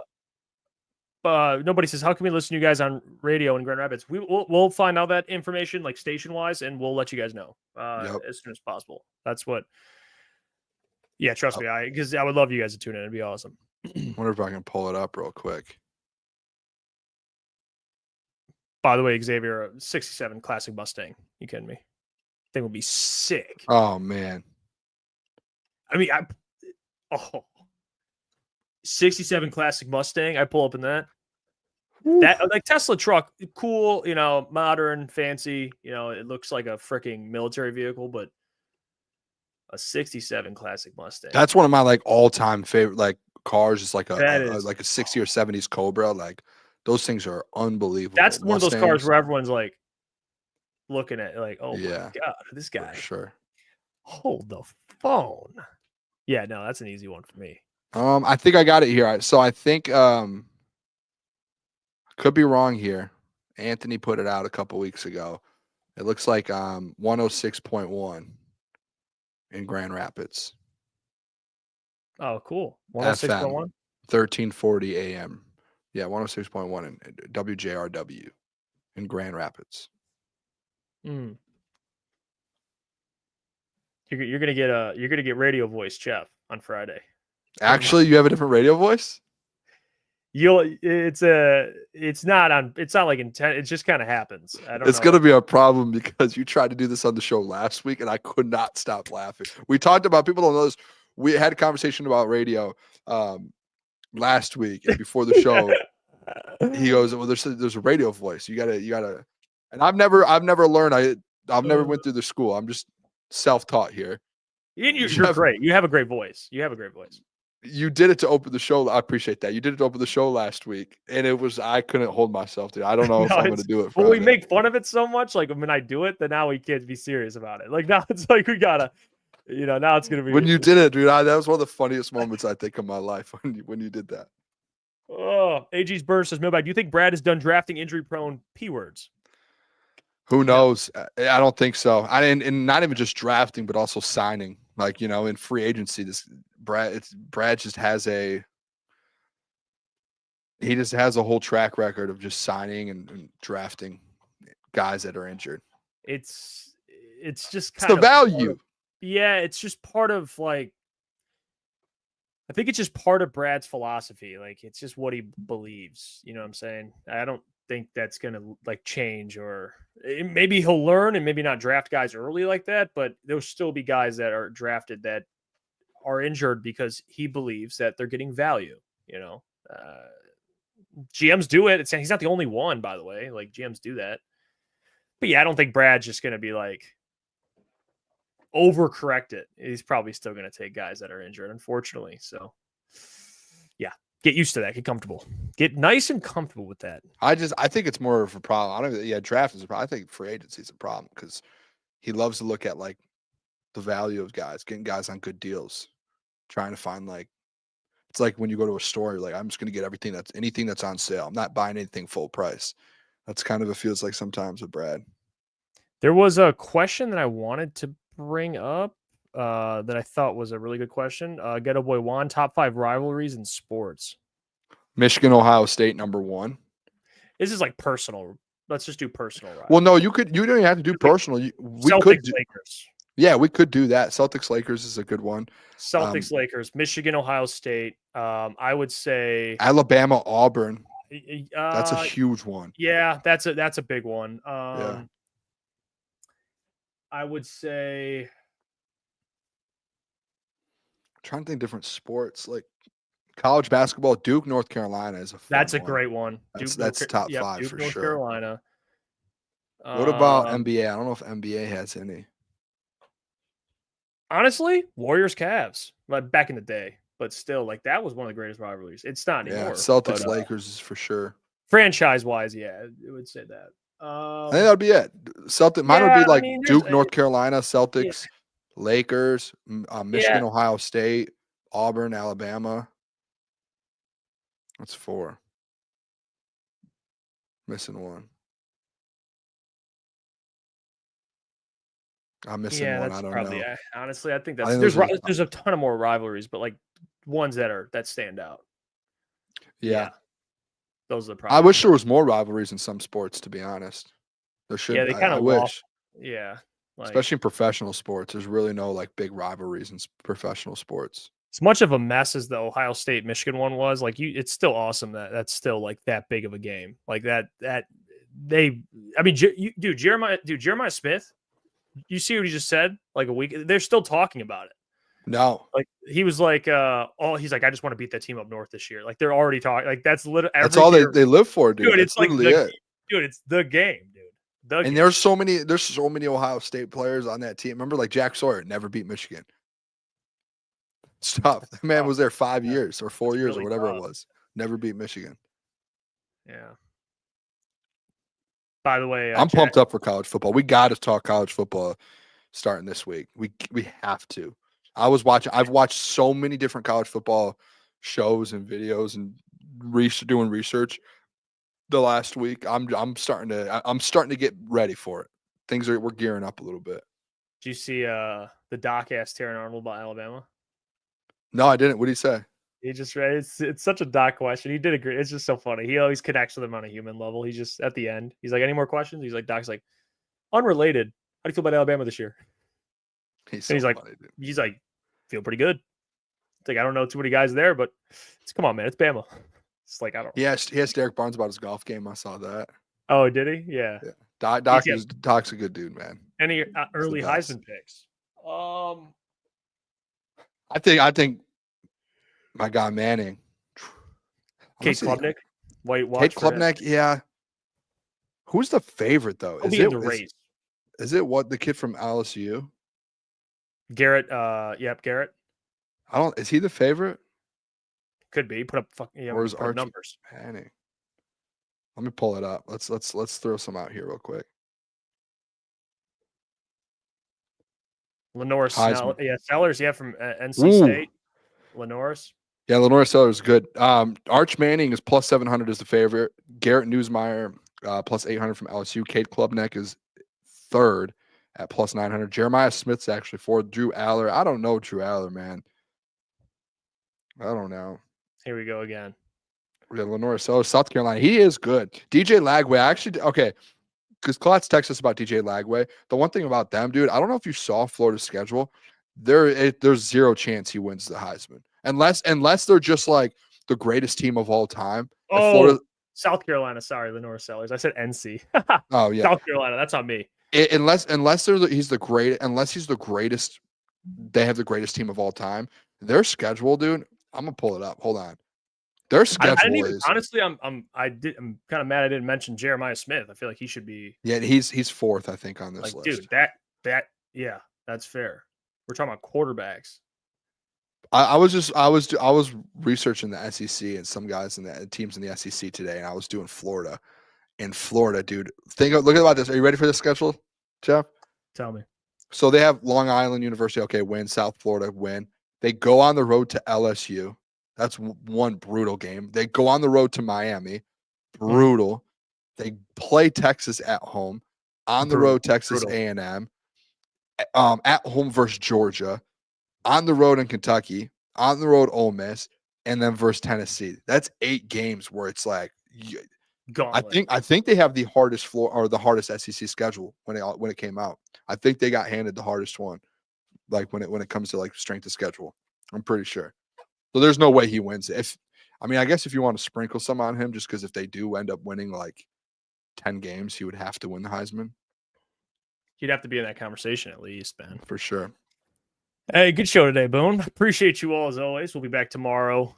Did a great job, man. I thought you did a great job yesterday too. This guy grinded yesterday, pumped out some videos on our YouTube, but you can go watch more opinionated stuff, diving into the other topics. We posted a video today recapping storylines from training camp. So tomorrow we'll be talking about more stuff, and then we have the doc on Wednesday. So stick around, turn the notification bell on, because then you're just alerted. You don't have to go on YouTube and look. You just get alerted when we post. So you can do that.